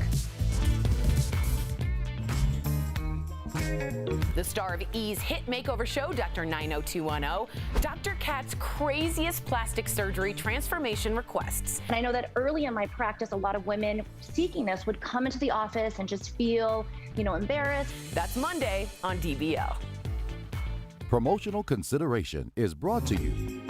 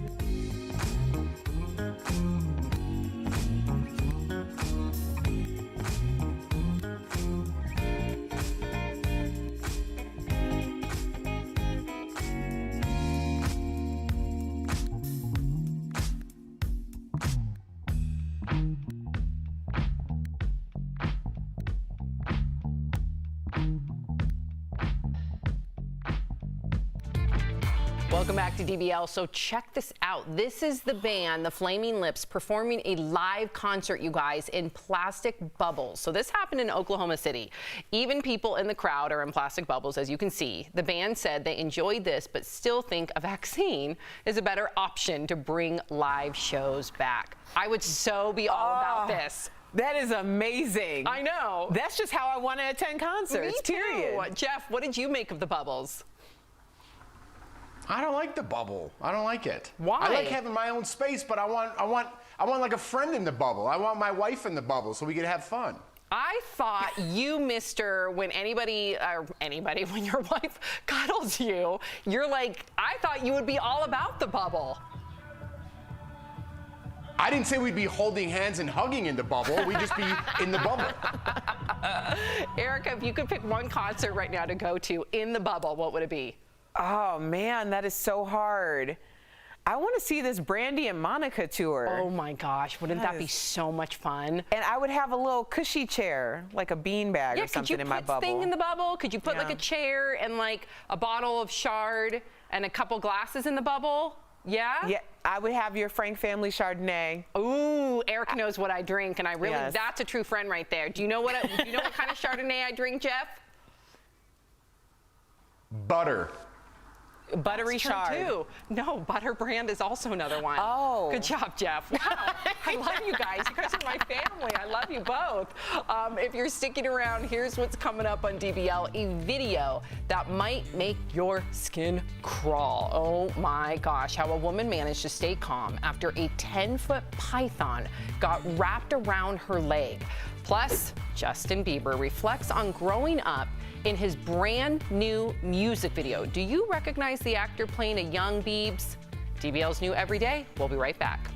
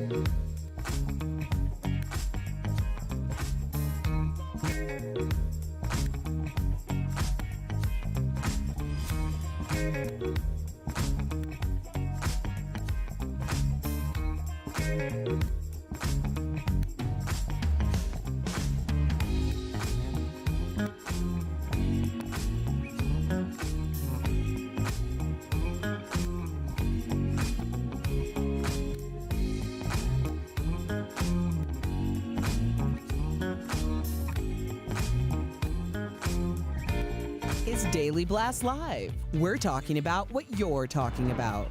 Real, honest, entertaining, live. DBL starts right now. Welcome to DBL. I am Sam here with Erica. Jeff joining us from home. Let's get right to it. It looks like it really is lonely at the top for Justin Bieber. In his new video for the song Lonely, actor Jacob Tremblay plays a young Justin struggling with the isolation that comes with being in the spotlight. Take a look.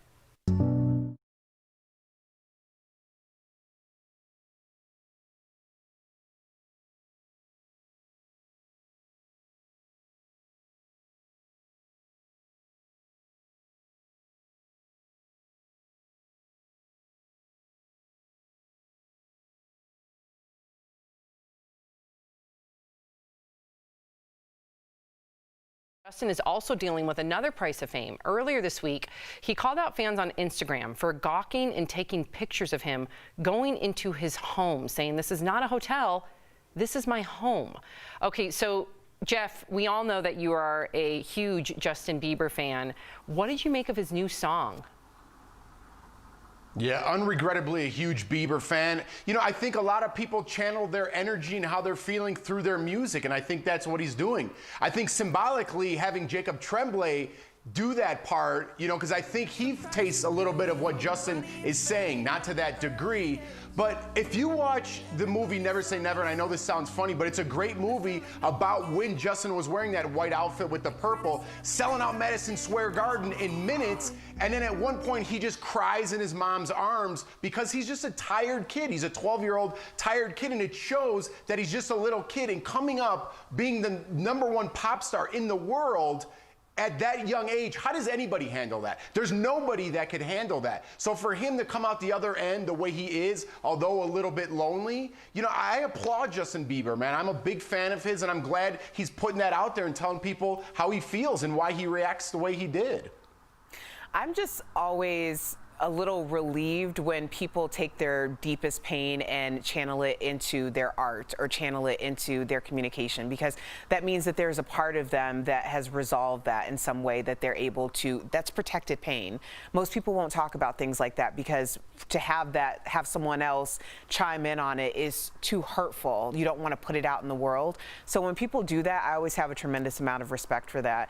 But also just the idea of, like, think of how we live our lives, just any of us. If you didn't have anyone in the world that could relate to you on some level, how lonely of an existence would that be? To be in an arena with tens of thousands of people and be the loneliest person in the room because no one really knows who you are, they just know what you are. Tragic. It's, I mean, I do not envy that. No, and that video, like, I guess I'm more of a visual learner because I listened to the words, and of course it made me sad, but I only thought about Justin Bieber. As soon as I saw that video of a young boy walking, and you can see the pain and the nerves and the judgment just surrounding this young boy as you're watching, I thought of my children. I thought about, oh my gosh, look at how I handle the criticism. It is debilitating to me. So can you imagine being 5, 6, 7, 10, 12, 14 years old and dealing with all that outside pressure? It's absolutely tragic, and we need to do more about protecting our young entertainers because, wow, kudos to Justin Bieber. That was sobering, definitely. Okay, so Taryn Manning is being called out by Dancing with the Stars. Earlier this week, the Orange is the New Black actress said she had been approached by the show many times, but turned it down because she said it's for has-beens, quote unquote. Well, according to the show, Taryn is the one who reached out to be on the show, but they turned her down. Ooh. Meantime, former competitor actor Jesse Metcalf says he also turned down being on the show twice because of the stigma, but says now actors are free to do a lot more in the industry. All right, Jeff, so you and I have joked on the show that I want you to go on Dancing with the Stars. I think you do a great job. What do you make of Taryn Manning, I guess, being embarrassed to say that she was turned down by the show? Do you think that she had a point and that there's a stigma to doing certain reality TV? Yeah, definitely, but I think it's where you're at in your career and where you want to end up. I think any one of us, Sam, at Daily Blast Live would be a great asset to Dancing with the Stars, right? It'd get eyeballs on our show. It'd be good for our career. We go up from there. Unfortunately, some people are stars like on Orange is the New Black back in the day, or maybe 80s or 90s stars, they want to get their career going again. So they go on Dancing with the Stars to get an extra boost. So it depends what angle you're coming at it from, but I think if you play it right, it's gonna lift your career. Erica, what do you think? I think 2020 has put a whole lot of things into perspective, because when it really comes down to it, the answer is get your check, get paid now, okay? All of these things about the hierarchy of who's doing what, and I'm not doing TV, I'm only doing film, or I'm not doing social media, I'm only doing blah, blah, blah. None of that matters. At the end of the day, people need to work, and I say get your check and put it in the bank, okay? We'll talk about all those other things that are inconsequential, because we aren't playing out here in these streets. See, now I'll push back, even though I agree with you. What about strategy? So what about, yes, you can make a quick buck, okay? Like, let's say Sean Spicer could make a quick buck, Carol Baskin, or maybe there's some other talented actor that's trying to resurge their career. But then if there is a stigma, will that inhibit them from getting bigger gigs, which in the long run is hurting their bank? Well, see, but no, because you brought up a great point earlier about the social media presence. Like, that's a whole different source of income for social media. Yeah. So if you're getting your followers up, you're being able to speak to people directly. You don't have to go through all of these other mediums, and that's a totally different world. I think a lot of people don't realize that. Get your check. Okay. Get your check. Okay. All right, this next story will make you smile on a Friday. Check out Dwayne Wade's reaction to a proposal he happened to photobomb while strolling on the beach. Look at his face. You can tell he was truly moved with his hand on his heart. He even stopped by to take a pic with the newly engaged couple and reposted the pic on his own Instagram, writing, "It was so dope to witness you guys' love." Oh, Jeff! So touched. Jeff, can you imagine? I love this. You know why, Sam? Because it's organic, and you could tell it's organic. So that's why I love this. I would love if that happened, something like that happened to me. But these people who like get in the tabloids and they're like opening a door to banquet halls and they're like, "Remember me from the 80s?" It's like, no, dork. Get out of here. I don't want a picture of you. You know, this is organic. I would like some 80s actor to crash my wedding. I would be all about it. You kidding me? Anthony Michael Hall? I'd be all about it. Erica, right? I didn't say which one. I just said some of them you'd rather not have there than have there. All right. Coming up on DBL, a really important story. A man convicted of rape during a corrupt trial is freed from prison after 40 years behind bars. How Ronnie Long maintained his innocence in today's Freedom Files, wrongfully convicted. Closed captioning.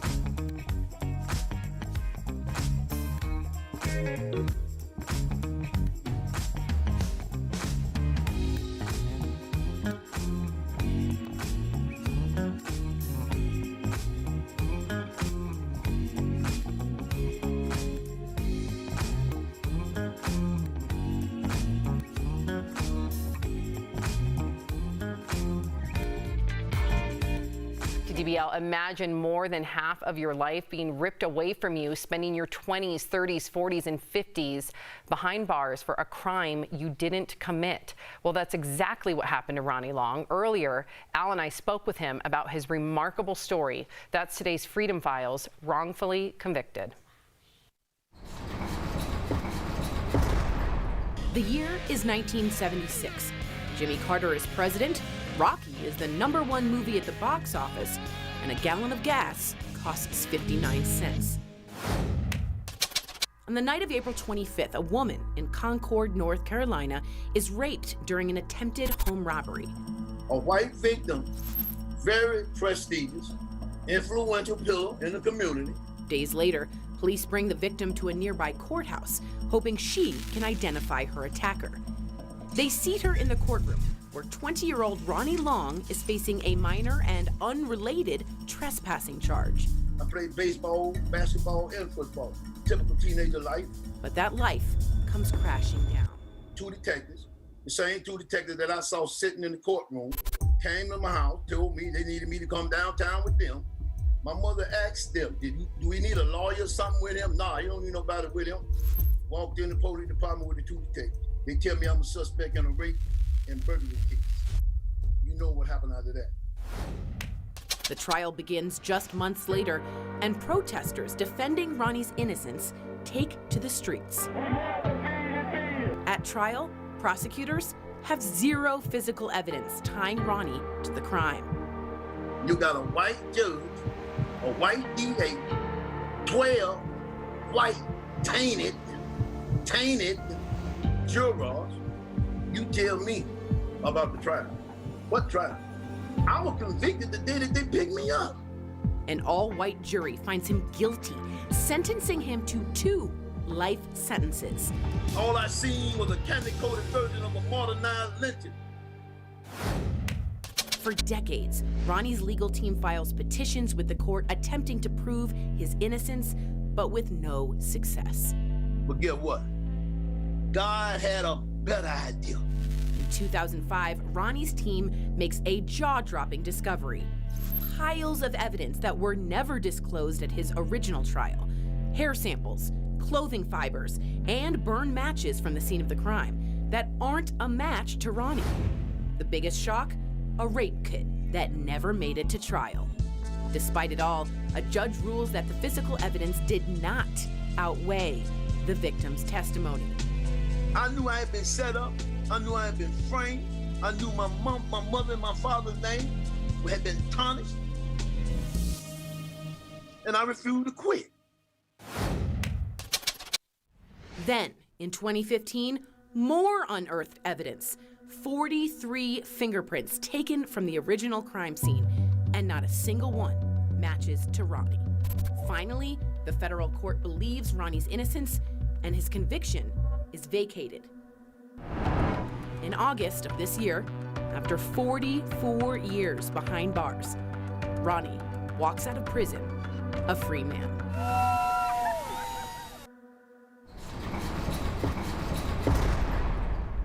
Ronnie Long, welcome to DBL. So 44 years taken from you. It's hard for me to even wrap my head around that. I would be fueled by anger. Now, I want our viewers to know this and really understand how much of your life that you had to sacrifice for a crime that you did not commit. So let's really paint the picture here for our viewers. Ronnie, you spent your 20s, your 30s, your 40s, your 50s behind bars, again, for a crime that you did not commit. Now, the woman who accused you, she went to her grave still saying it was you. How do you not hold resentment towards her? My resentment is not towards her. It's towards those 4 corrupt encore police detectives that lied, put me in front of this person, Mrs. Ball, because I feel as though, you understand, saying she was only doing what they asked her to do. But if you look at the legal documents, the judge asked Ms. Boss on the day that we went to court, the judge asked Ms. Boss, did the police ask you to pick Ronnie Long? And in the document she said, they could have. You know, and the fact that we're still not out of the woods with this is bewildering to me. It's angering. But your next battle is getting the North Carolina governor to give you a pardon. Without it, you can't get compensation, which you absolutely deserve for your time. I won't call it time served, which was time stolen from you. Yeah, robbery. Robbery. Yes, they need to be. You need to be paid back for the robbery that was committed upon you. Now, if that governor is listening to you, what would you say to him? This is your moment. I can't even get food stamps. I'm trying to get food stamps. And I asked Governor Cooper, I mean, if there's any kind of compassion in your heart for another human being,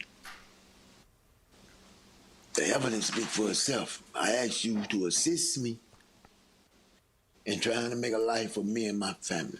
Now, Ronnie, what are your dreams for the future? Future? Have I thought about my future? Yeah. I mean, I'm asking, man. I'm asking people to understand my situation here and know that that I'm struggling for real. I'm still struggling even after 44 years of struggle. You know what I mean? It's all good though. I mean, you understand? Saying these are the trials and tribulations that life puts in front of us. You got to believe, you understand, saying that you're going to overcome all forms of adversity. My future right now is from day to day. Powerful words. So we ask you, please, to help in Ronnie's fight. Visit his website, freeronnielongnow.org. There, you can donate to his GoFundMe page and sign his petition to the governor. All hands on deck. We need you. Thank you again, Ronnie, and we will be in touch. Thank you, Mr. Long. Hey. And just to give you an update to the story, DBL has reached out to the North Carolina governor for comment on Ronnie's pardon case. We have yet to hear back. Stay with us. We'll be right back. Hi, I'm Lori Grenier, an inventor and entrepreneur, but many of you know me as a shark on Shark Tank. I discovered a convenient purse that allows you to use your phone right through it. And I loved it so much, I had to bring it to all of you. Watch this. Tired of fumbling with your phone? Digging in your purse to find it? Uh-oh, drop it and phones cost a fortune to fix. Or when you leave it somewhere, what a nightmare. And now, it's more important than ever to keep your phone clean. Introducing the touchscreen purse, the incredible new way to have instant access to your phone through the touchscreen window. The revolutionary Clear Smart Touch window technology makes it easy to text, email, surf the web, and even talk right through the clear protective window without ever removing it from your purse. Never worry about dropping your phone or leaving it behind. With the touchscreen purse, you never need to remove your phone from your purse.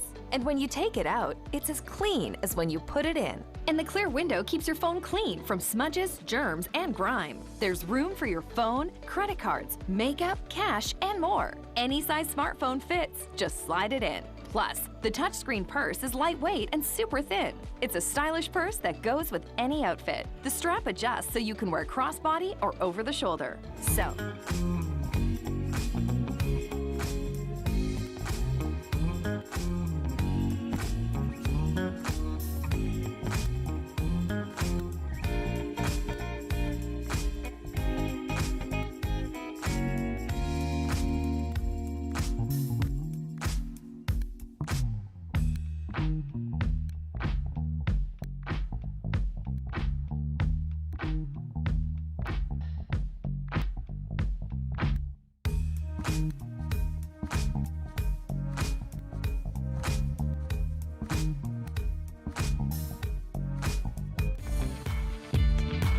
Welcome back to DBL. Have you ever had one of those days where you're driving and it seems like everyone is out to make you mad? Well, you'll probably recognize some of the top pet peeves drivers deal with on the roads. Okay, so we're chatting about it today in DBL's Drive, sponsored by CarShield. Drivers say the worst pet peeve that bothers them is people who drive while distracted, like people who are texting. Next on the list, not using your blinker. Yeah, I'll never understand that one. Third on the pet peeve list are drivers that are always tailgating. Fourth, cutting others off, which is just not safe. And lastly, the drivers who have a lead foot and drive over the speed limit. So when it comes to your car, for peace of mind, get an auto protection plan with CarShield. CarShield protects their members from the high cost of auto repairs. Call 1-800-505-9619 for a free quote. Oh, I feel like this is meant for Jeffrey. Jeff, my biggest pet peeve wasn't on there, but first, what's your biggest pet peeve on the road? Oh, the blinker for sure. I mean, all of them are pretty good, but the blinker really gets me going because how selfish of you to not just do this. You can't do that? Blinkers and returning your shopping carts are my two biggest pet peeves. We have a virus going on right now in this world. They're the other virus. People who don't return their shopping carts and don't use their blinkers should be banned from the planet. Do you remember the Will Smith song, You Saw My Blinker Beep? No. No? Go check it out. It was a long time ago. It was during like the whole summertime. You remember I remember that one, yeah. Okay, so if you buy that album or if you bought it way back when, there was another song on there that he sang is it called a deep cut? You Saw My Blinker Beep. Oh. Yeah. So I hate it when I don't get a courtesy wave, Erica. If I'm going to let you in, give me a courtesy wave. What's your biggest pet peeve? Yeah, the blinker, definitely. The courtesy wave really gets me as well. But you have to be careful of the courtesy wave. Make sure it's very clear that you're doing that because, you know, I got mistakenly flipped off because they thought I flipped off. No. Well, it wasn't a mistake for them, but it was a mistake for me. Anyway, you know, just be very careful. It's a big dramatic wave. I appreciate you. But then Jeff would think that they're being passive aggressive. Coming up on DBL, a woman gets a huge and scary surprise in her garage. This unbelievable python rescue is next. Promotional consideration.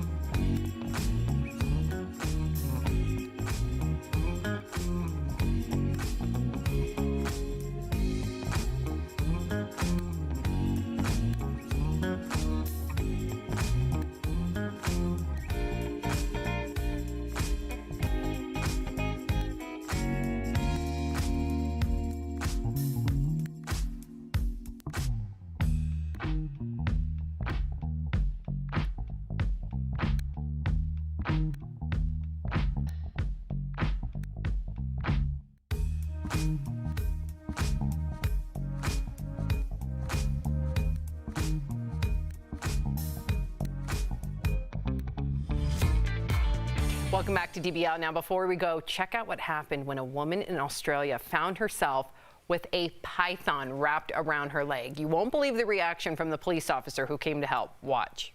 How you going? You're in a bit of a pickle. Are you feeling okay, first of all? You're petting a snake. If I had a friend over or someone, you could have sorted it. Do you want some help getting back into his pen? He's not, he's wild. He's wild. Oh, seriously? Rightio. He's not mine, he's wild. Jeff, Erica, Jeff, what? Would you be this calm? I don't have a phobia of snakes. I'm not that scared of snakes. Sure. Spiders or like cockroaches, forget it. But snakes, they don't really bother me. What do you mean, sure? I'm lying about snakes? I'm not gonna. I think a 10-foot snake is something different, okay? Yeah. You should be. Yeah, and if it was wrapped around your leg, I'd like to see your reaction. DBL's new every day. We'll see you Monday, same time, same place. I don't know why I said it that way. Bye, Jeff.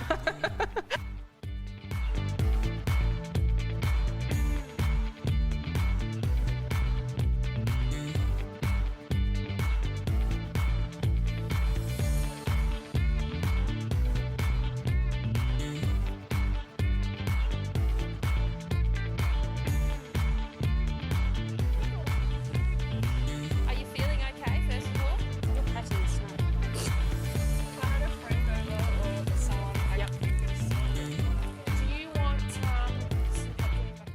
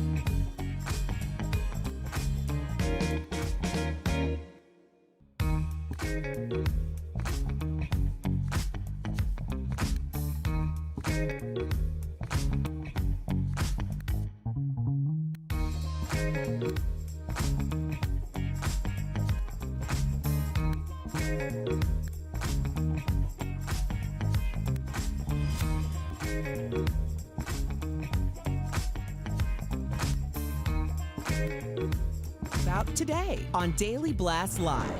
Dueling town halls with President Trump getting grilled by host Savannah Guthrie. You're the president. You're not like someone's crazy uncle who can just retweet whatever. As Joe Biden had his own challenges. But don't voters have a right to know where you They do have a right to know where they stand. They'll have a right to know where I stand before they vote. Did they both dodge the important questions? Plus, Who is this lady nodding in the background and getting plenty of camera time? A man convicted of rape during a corrupt trial is freed from prison after more than 4 decades. I knew I had been set up. I knew I had been framed. How Ronnie Long maintained his innocence in today's Freedom Files, wrongfully convicted. What had Dwayne Wade looking so stunned while walking on the beach? The story behind his surprised reaction. And married at first sight relationship expert Pastor Cal is on DBL. He's dishing all of his secrets for keeping the love alive. Everything you think you know about marriage, forget it. Real, honest, entertaining, live. DBL starts right now. Welcome to DBL. It is Friday, October 16th. I'm Sam here with Erica, Jeff, and Lindsay joining us from home. Lindsay, I'm so happy because you get to partake in the Erica Cobb. What day is it today? It's Friday. Yes, we all need it. We need it this week more than ever. Hi, Jeffrey. How are you? Terrific, terrific. I wonder if Erica ever gets tired of that. You know, like when people from the 80s and 90s have a cliche line and they're like, how you doing? You know? No, Jeff, I never get tired of Friday because it's my belief that Friday doesn't start until I say it does. Ooh, and I'm right there with I you. like it. I Yes, like it. I am. I'm not getting tired of it. All right, let's get right to the top of the stories. It wasn't a debate, but an odd night of dueling town halls between President Trump and former VP Biden. Early ratings are in. And as of right now, Biden pulled in more viewers than the president, although that could change when the final numbers come in. DBL Nation, we always want to know what you think. So which candidate did you think had the better performance? Head to dblvote.com to weigh in. We're going to be monitoring. There it is. Okay, so we're going to get back to that. Now, a lot of people are talking about how the president was grilled by Savannah Guthrie. At one point, she referred to him as the crazy uncle. Listen.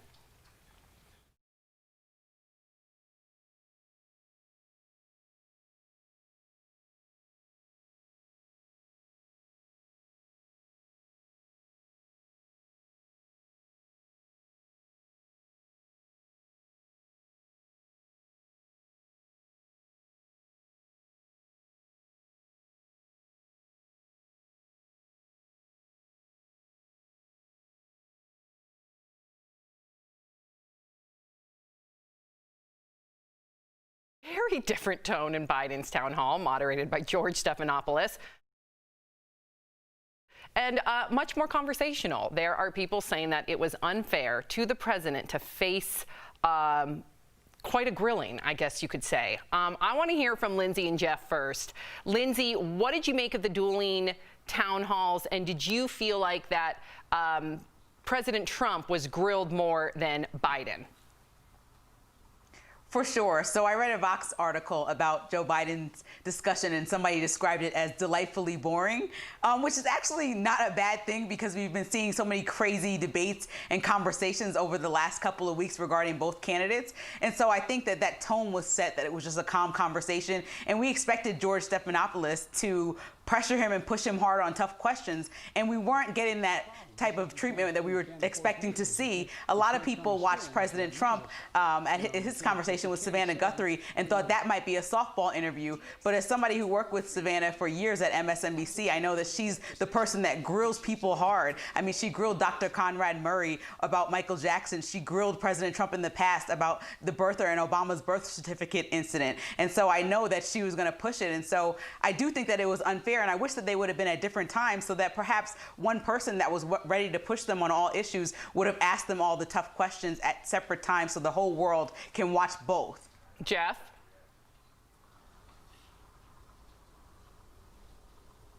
Jeffrey?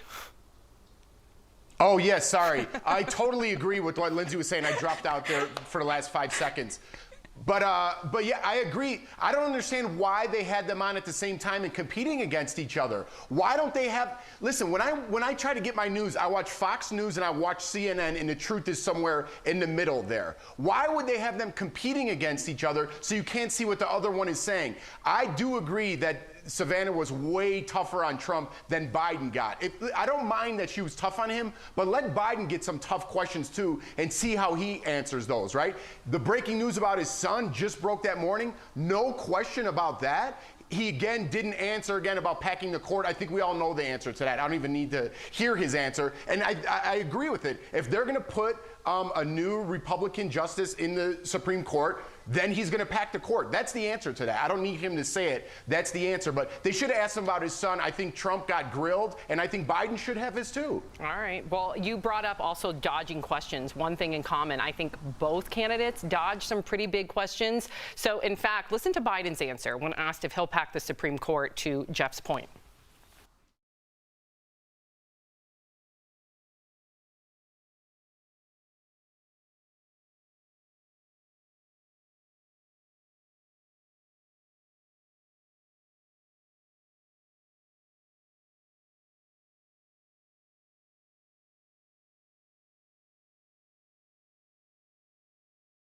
The president ducked and dodged his way around this next question about his COVID diagnosis. Listen.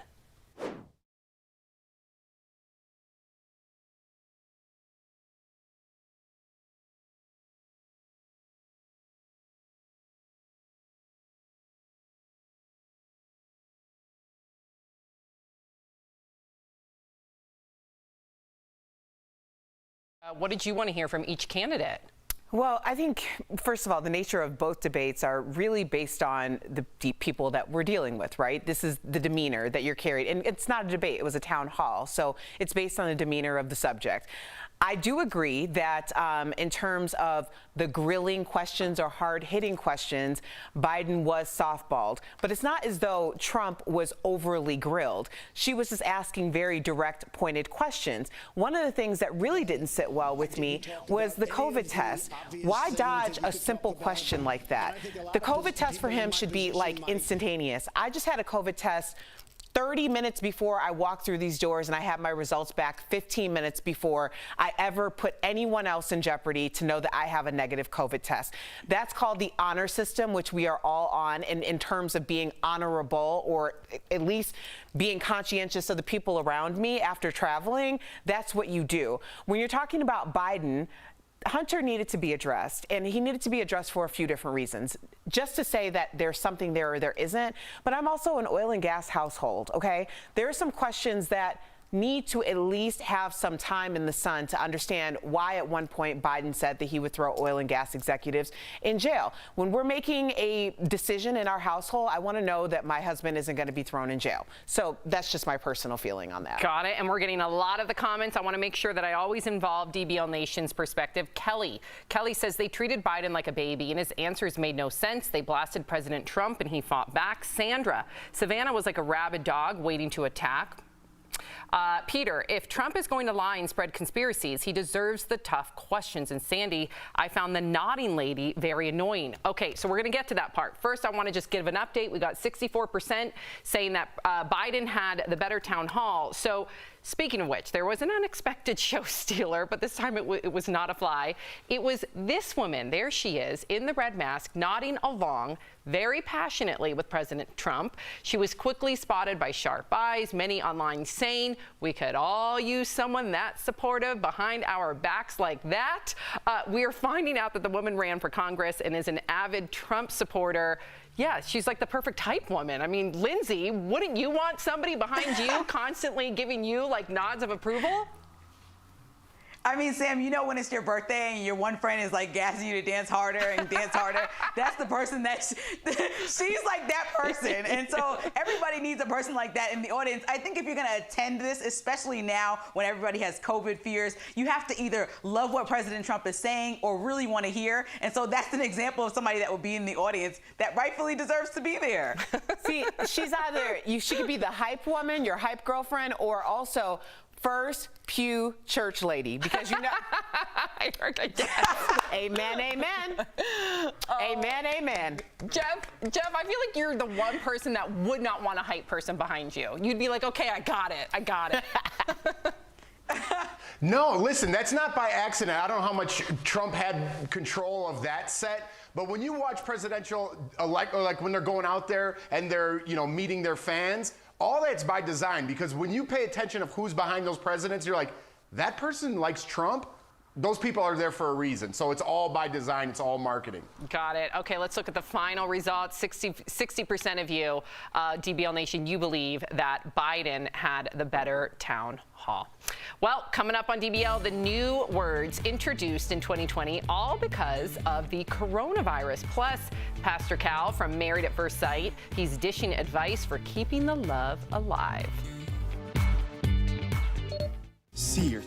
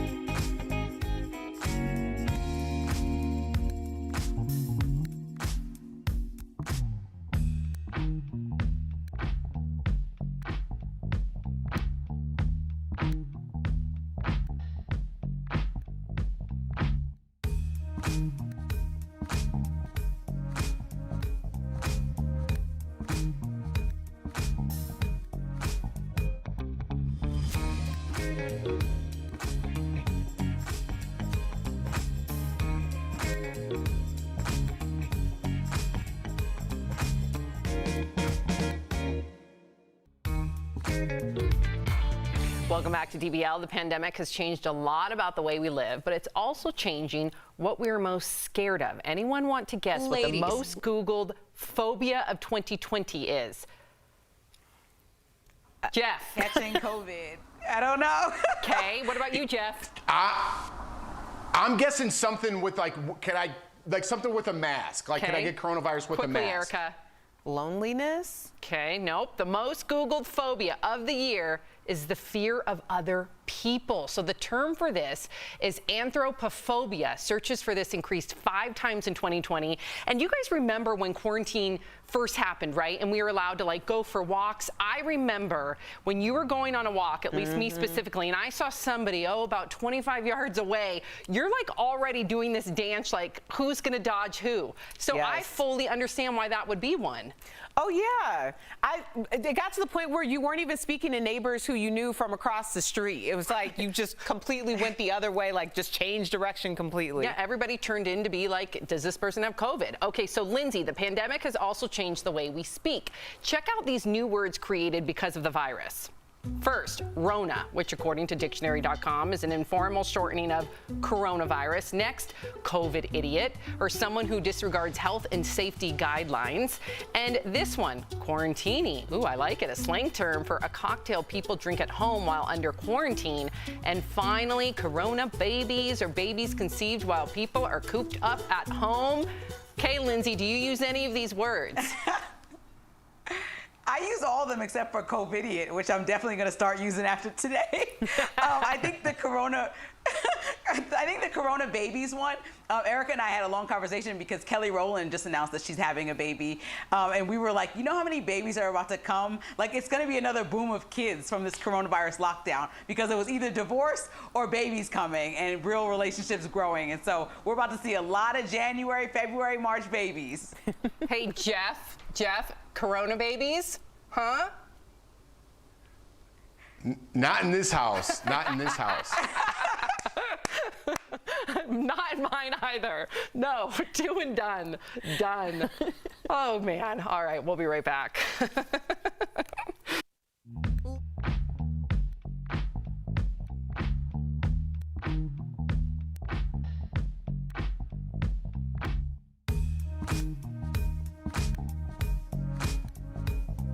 And flattering.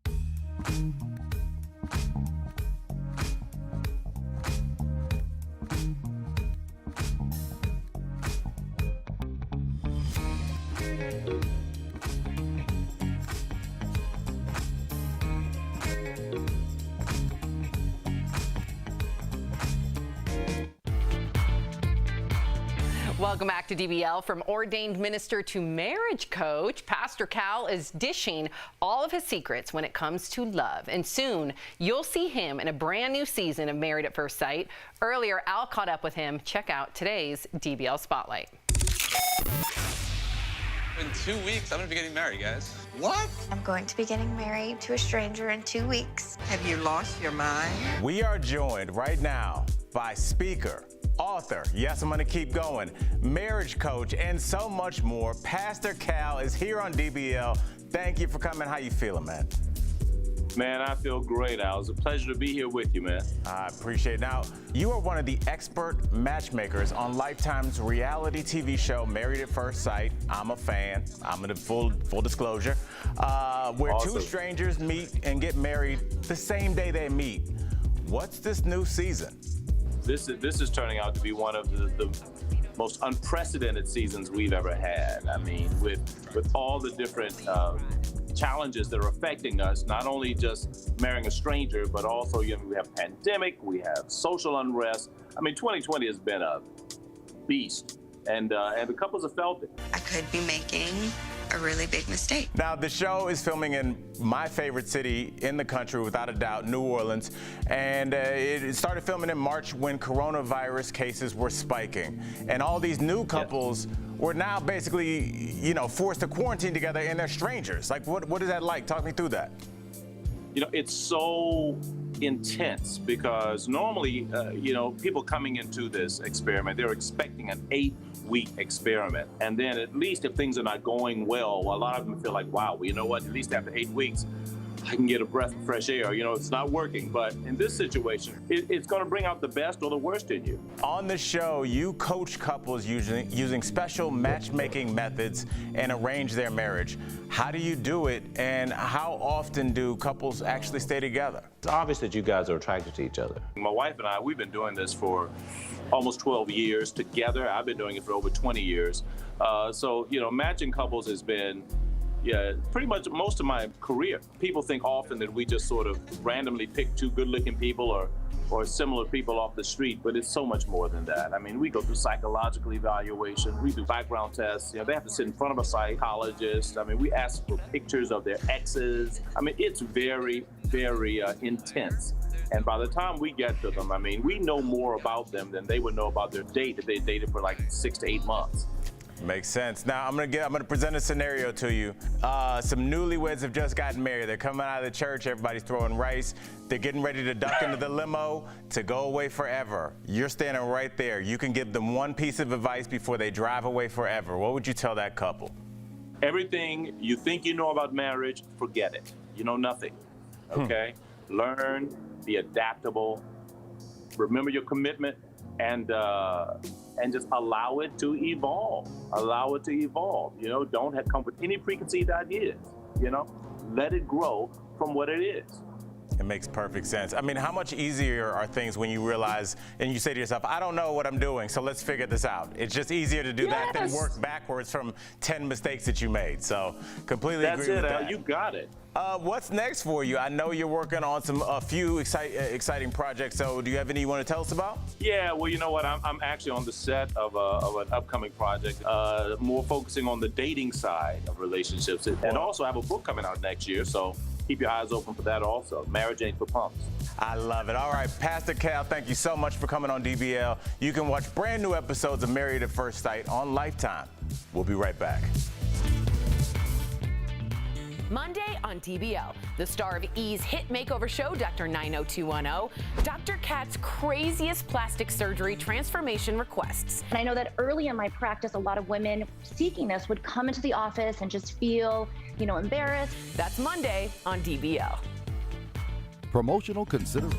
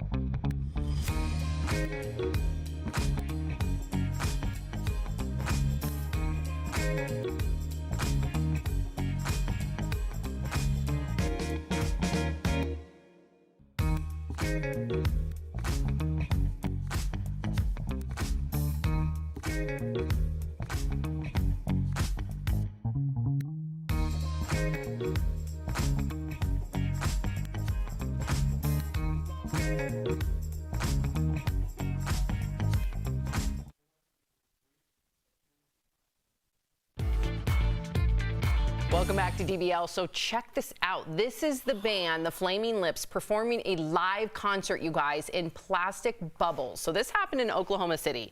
Even people in the crowd are in plastic bubbles, as you can see. The band said they enjoyed this, but still think a vaccine is a better option to bring live shows back. I would so be all about this. That is amazing. I know. That's just how I want to attend concerts, Me too. period. Jeff, what did you make of the bubbles? I don't like the bubble. I don't like it. Why? I like having my own space, but I want like a friend in the bubble. I want my wife in the bubble so we could have fun. I thought you, mister, when when your wife cuddles you, you're like, I thought you would be all about the bubble. I didn't say we'd be holding hands and hugging in the bubble. We'd just be in the bubble. Erica, if you could pick one concert right now to go to in the bubble, what would it be? Oh, man, that is so hard. I want to see this Brandy and Monica tour. Oh, my gosh. Wouldn't that be so much fun? And I would have a little cushy chair, like a beanbag or something in my bubble. Could you put thing in the bubble? Could you put like a chair and like a bottle of Chard and a couple glasses in the bubble? Yeah? Yeah, I would have your Frank Family Chardonnay. Ooh, Eric knows what I drink, and I really, that's a true friend right there. Do you know what kind of Chardonnay I drink, Jeff? Butter. Buttery That's true, Chard. Too. No, Butter Brand is also another one. Oh. Good job, Jeff. Wow. I love you guys. You guys are my family. I love you both.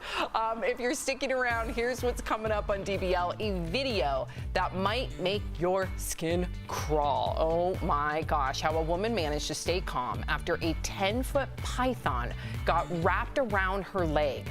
Plus, Justin Bieber reflects on growing up in his brand new music video. Do you recognize the actor playing a young Biebs? DBL's new every day. We'll be right back.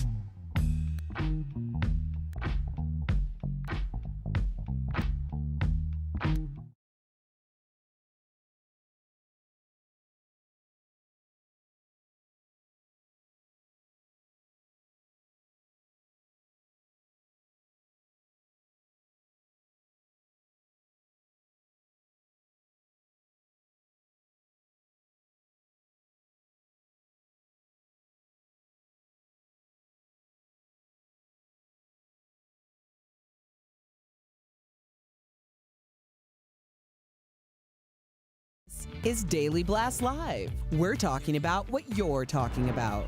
Real, honest, entertaining, live. DBL starts right now. Welcome to DBL. I am Sam here with Erica. Jeff joining us from home. Let's get right to it. It looks like it really is lonely at the top for Justin Bieber. In his new video for the song Lonely, actor Jacob Tremblay plays a young Justin struggling with the isolation that comes with being in the spotlight. Take a look.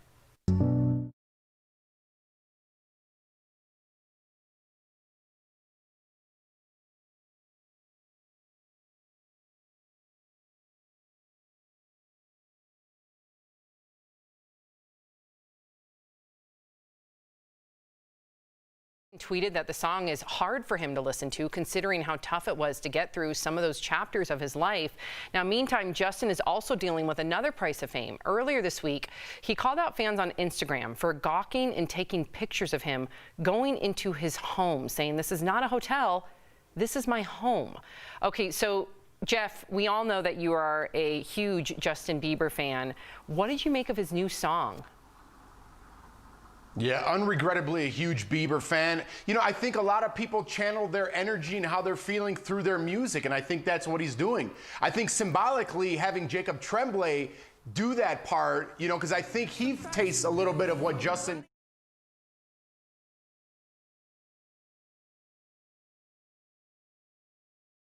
about when Justin was wearing that white outfit with the purple, selling out Madison Square Garden in minutes, and then at one point he just cries in his mom's arms because he's just a tired kid. He's a 12-year-old tired kid, and it shows that he's just a little kid, and coming up being the #1 pop star in the world at that young age, how does anybody handle that? There's nobody that could handle that. So for him to come out the other end the way he is, although a little bit lonely, you know, I applaud Justin Bieber, man. I'm a big fan of his, and I'm glad he's putting that out there and telling people how he feels and why he reacts the way he did. I'm just always a little relieved when people take their deepest pain and channel it into their art or channel it into their communication, because that means that there's a part of them that has resolved that in some way, that they're able to, that's protected pain. Most people won't talk about things like that because to have someone else chime in on it is too hurtful. You don't want to put it out in the world. So when people do that, I always have a tremendous amount of respect for that. But also just the idea of, like, think of how we live our lives, just any of us. If you didn't have anyone in the world that could relate to you on some level, how lonely of an existence would that be? To be in an arena with tens of thousands of people and be the loneliest person in the room because no one really knows who you are, they just know what you are. It's, I mean, I do not envy that. No, and that video, like, I guess I'm more of a visual learner because I listened to the words, and of course it made me sad, but I only thought about Justin Bieber.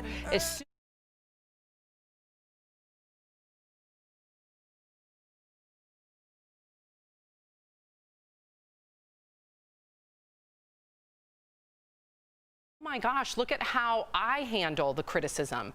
It is debilitating to me. So can you imagine being 5, 6, 7, 10, 12, 14 years old and dealing with all that outside pressure? It's absolutely tragic, and we need to do more about protecting our young entertainers because, wow, kudos to Justin Bieber. That was sobering, definitely. Okay, so Taryn Manning is being called out by Dancing with the Stars. Earlier this week, the Orange is the New Black actress said she had been approached by the show many times, but turned it down because she said it's for has-beens, quote unquote. Well, according to the show, Taryn is the one who reached out to be on the show, but they turned her down. Meantime, former competitor actor Jesse Metcalf says he also turned down being on the show twice because of the stigma, but says now actors are free to do a lot more in the industry. All right, Jeff, so you and I have joked on the show that I want you to go on Dancing with the Stars. I think you do a great job. What do you make of Taryn Manning, I guess, being embarrassed to say that she was turned down by the show? Do you think that she had a point and that there's a stigma to doing certain reality TV? Yeah, definitely, but I think it's where you're at in your career and where you want to end up. I think any one of us, Sam, at Daily Blast Live would be a great asset to Dancing with the Stars, right? It'd get eyeballs on our show. It'd be good for our career. We go up from there. Unfortunately, some people are stars like on Orange is the New Black back in the day, or maybe 80s or 90s stars, they want to get their career going again. So they go on Dancing with the Stars to get an extra boost. So it depends what angle you're coming at it from, but I think if you play it right, it's gonna lift your career. Erica, what do you think? I think 2020 has put a whole lot of things into perspective, because when it really comes down to it, the answer is get yo check, get paid now, okay? All of these things about the hierarchy of who's doing what, and I'm not doing TV, I'm only doing film, or I'm not doing social media, I'm only doing blah, blah, blah. None of that matters. At the end of the day, people need to work, and I say get your check and put it in the bank, okay? We'll talk about all those other things that are inconsequential, because we aren't playing out here in these streets. See, now I'll push back, even though I agree with you. What about strategy? So what about, yes, you can make a quick buck, okay? Like, let's say Sean Spicer could make a quick buck, Carol Baskin, or maybe there's some other talented actor that's trying to resurge their career. But then if there is a stigma, will that inhibit them from getting bigger gigs, which in the long run is hurting their bank? Well, see, but no, because you brought up a great point earlier about the social media presence. Like, that's a whole different source of income for social media. Yeah. So if you're getting your followers up, you're being able to speak to people directly. You don't have to go through all of these other mediums, and that's a totally different world. I think a lot of people don't realize that. Get your check. Okay. Get your check. Okay. All right, this next story will make you smile on a Friday. Check out Dwayne Wade's reaction to a proposal he happened to photobomb while strolling on the beach. Look at his face. You can tell he was truly moved with his hand on his heart. He even stopped by to take a pic with the newly engaged couple and reposted the pic on his own Instagram, writing, "It was so dope to witness you guys' love." Oh, Jeff! So touched. Jeff, can you imagine? I love this. You know why, Sam? Because it's organic, and you could tell it's organic. So that's why I love this. I would love if that happened, something like that happened to me. But these people who like get into tabloids and they're like opening a door to banquet halls and they're like, "Remember me from the 80s?" It's like, no, dork. Get out of here. I don't want a picture of you. You know, this is organic. I would like some 80s actor to crash my wedding. I would be all about it. You kidding me? Anthony Michael Hall? I'd be all about it. Erica, right? I didn't say which one. I just said some of them you'd rather not have there than have there. All right. Coming up on DBL, a really important story. A man convicted of rape during a corrupt trial is freed from prison after 40 years behind bars. How Ronnie Long maintained his innocence in today's Freedom Files, wrongfully convicted. Closed captioning.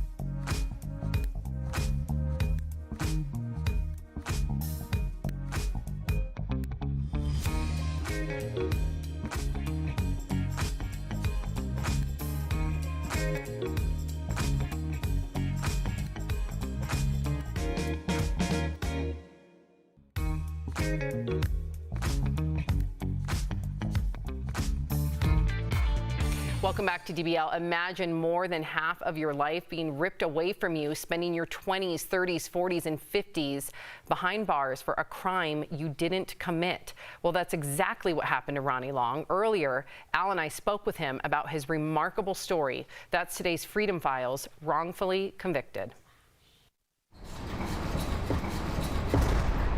The year is 1976. Jimmy Carter is president. Rocky is the #1 movie at the box office, and a gallon of gas costs 59 cents.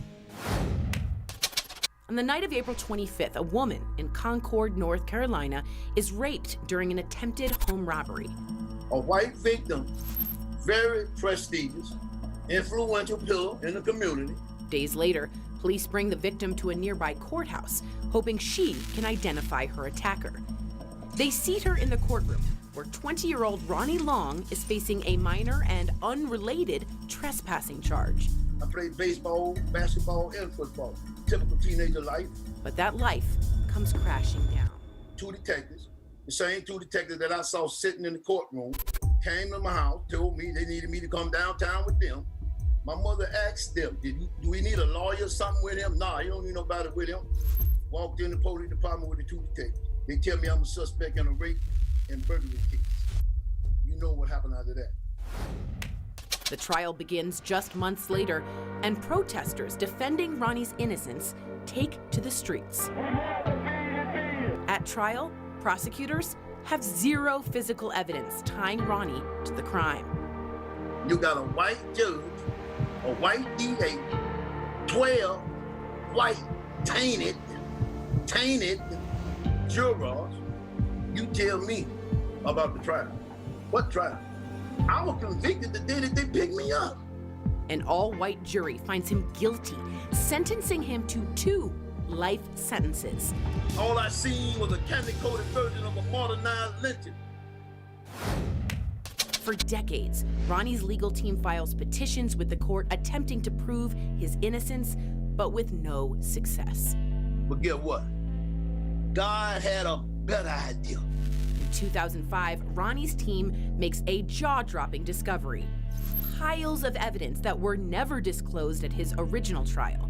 Hair samples, clothing fibers, and burned matches from the scene of the crime that aren't a match to Ronnie.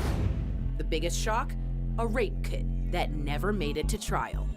Despite it all, a judge rules that the physical evidence did not outweigh the victim's testimony. I knew I had been set up. I knew I had been framed. I knew my mother and my father's name had been tarnished. And I refused to quit.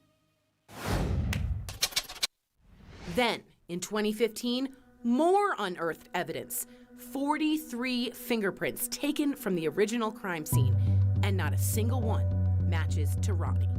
Finally, the federal court believes Ronnie's innocence, and his conviction is vacated. In August of this year, after 44 years behind bars, Ronnie walks out of prison a free man.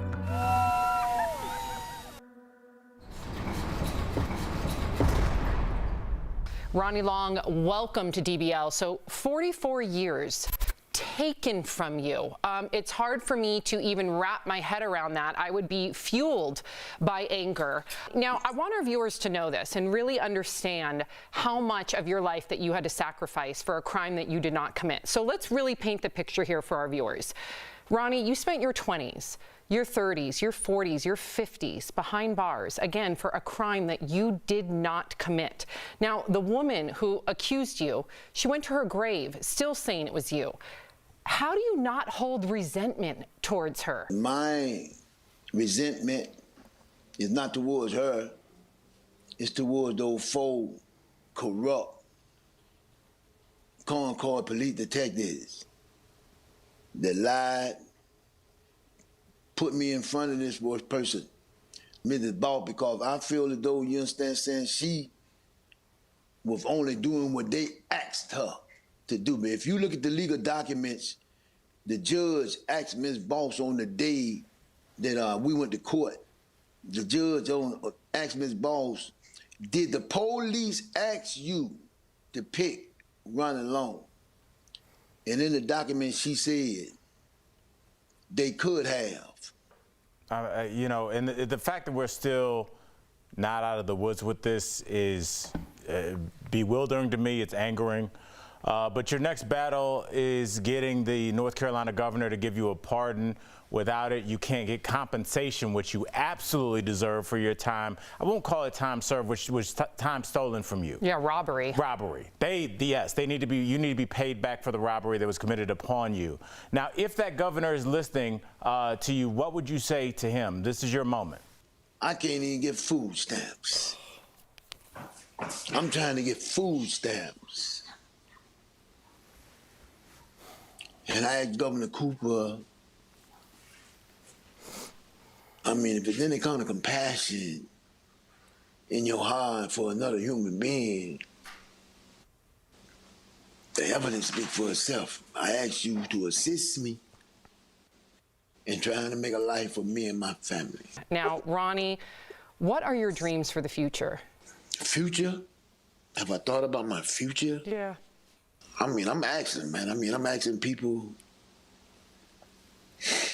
to understand my situation here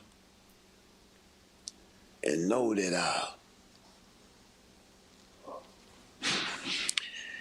that I'm struggling for real. I'm still struggling even after 44 years of struggle. You know what I mean?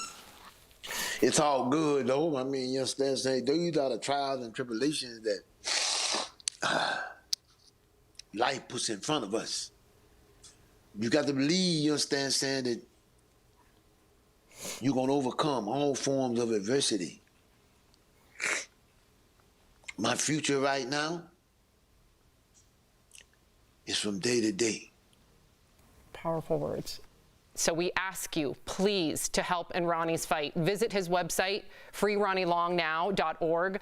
There, you can donate to his GoFundMe page and sign his petition to the governor. All hands on deck. We need you. Thank you again, Ronnie, and we will be in touch. Thank you, Mr. Long. Hey. And to give you an update to this story, DBL has reached out to the North Carolina governor for comment on Ronnie's pardon case. We have yet to hear back. Stay with us. We'll be right back.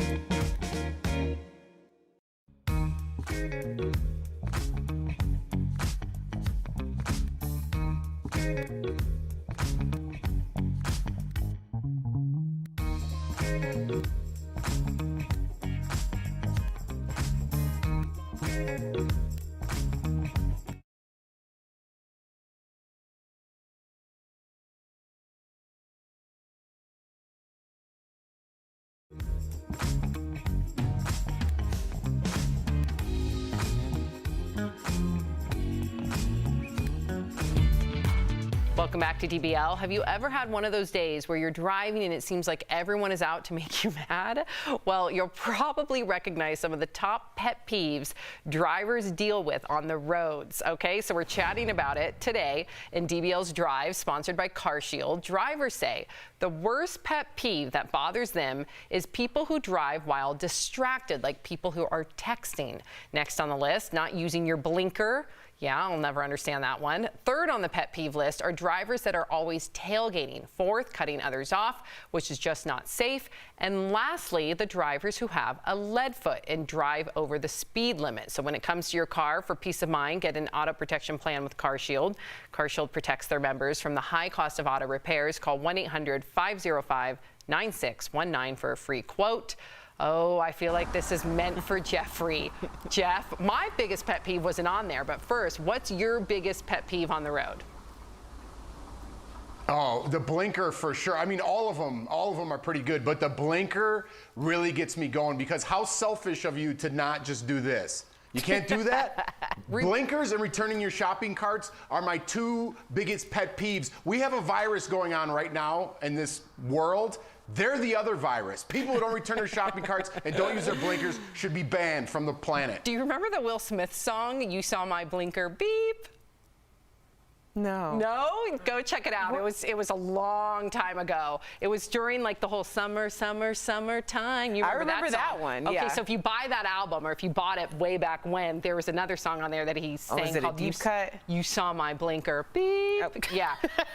So I hate it when I don't get a courtesy wave, Erica. If I'm going to let you in, give me a courtesy wave. What's your biggest pet peeve? Yeah, the blinker, definitely. The courtesy wave really gets me as well. But you have to be careful, the courtesy wave. Make sure it's very clear that you're doing that because, you know, I got mistakenly flipped off because they thought I flipped off. No. Well, it wasn't a mistake for them, but it was a mistake for me. Anyway, you know, just be very careful. Okay, it's a big dramatic wave. I appreciate you. But then Jeff would think that they're being passive aggressive. Coming up on DBL, a woman gets a huge and scary surprise in her garage. This unbelievable python rescue is next. Promote.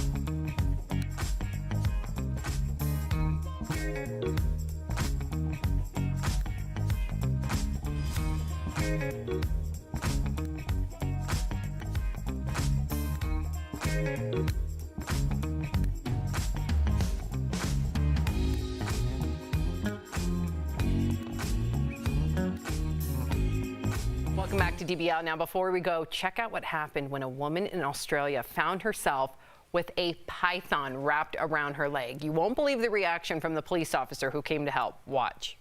How you going? You're in a bit of a pickle. Are you feeling okay, first of all? You're patting a snake. If I had a friend over or someone, you could have sorted it. Yeah. Do you want some help getting back into his pen? He's not mine, he's wild. He's wild. Oh, seriously? Rightio. He's not mine, he's wild. Jeff, Erica, Jeff, what? Would you be this calm? I don't have a phobia of snakes. I'm not that scared of snakes. Sure. Spiders are like cockroaches, forget it. But snakes, they don't really bother me. What do you mean, sure? I'm lying about snakes? I'm not gonna. I think a 10-foot snake is something different. Okay, Yeah. you should be. Yeah, and if it was wrapped around your leg, I'd like to see your reaction. DBL's new every day. We'll see you Monday, same time, same place. I don't know why I said it that way. Bye, Jeff.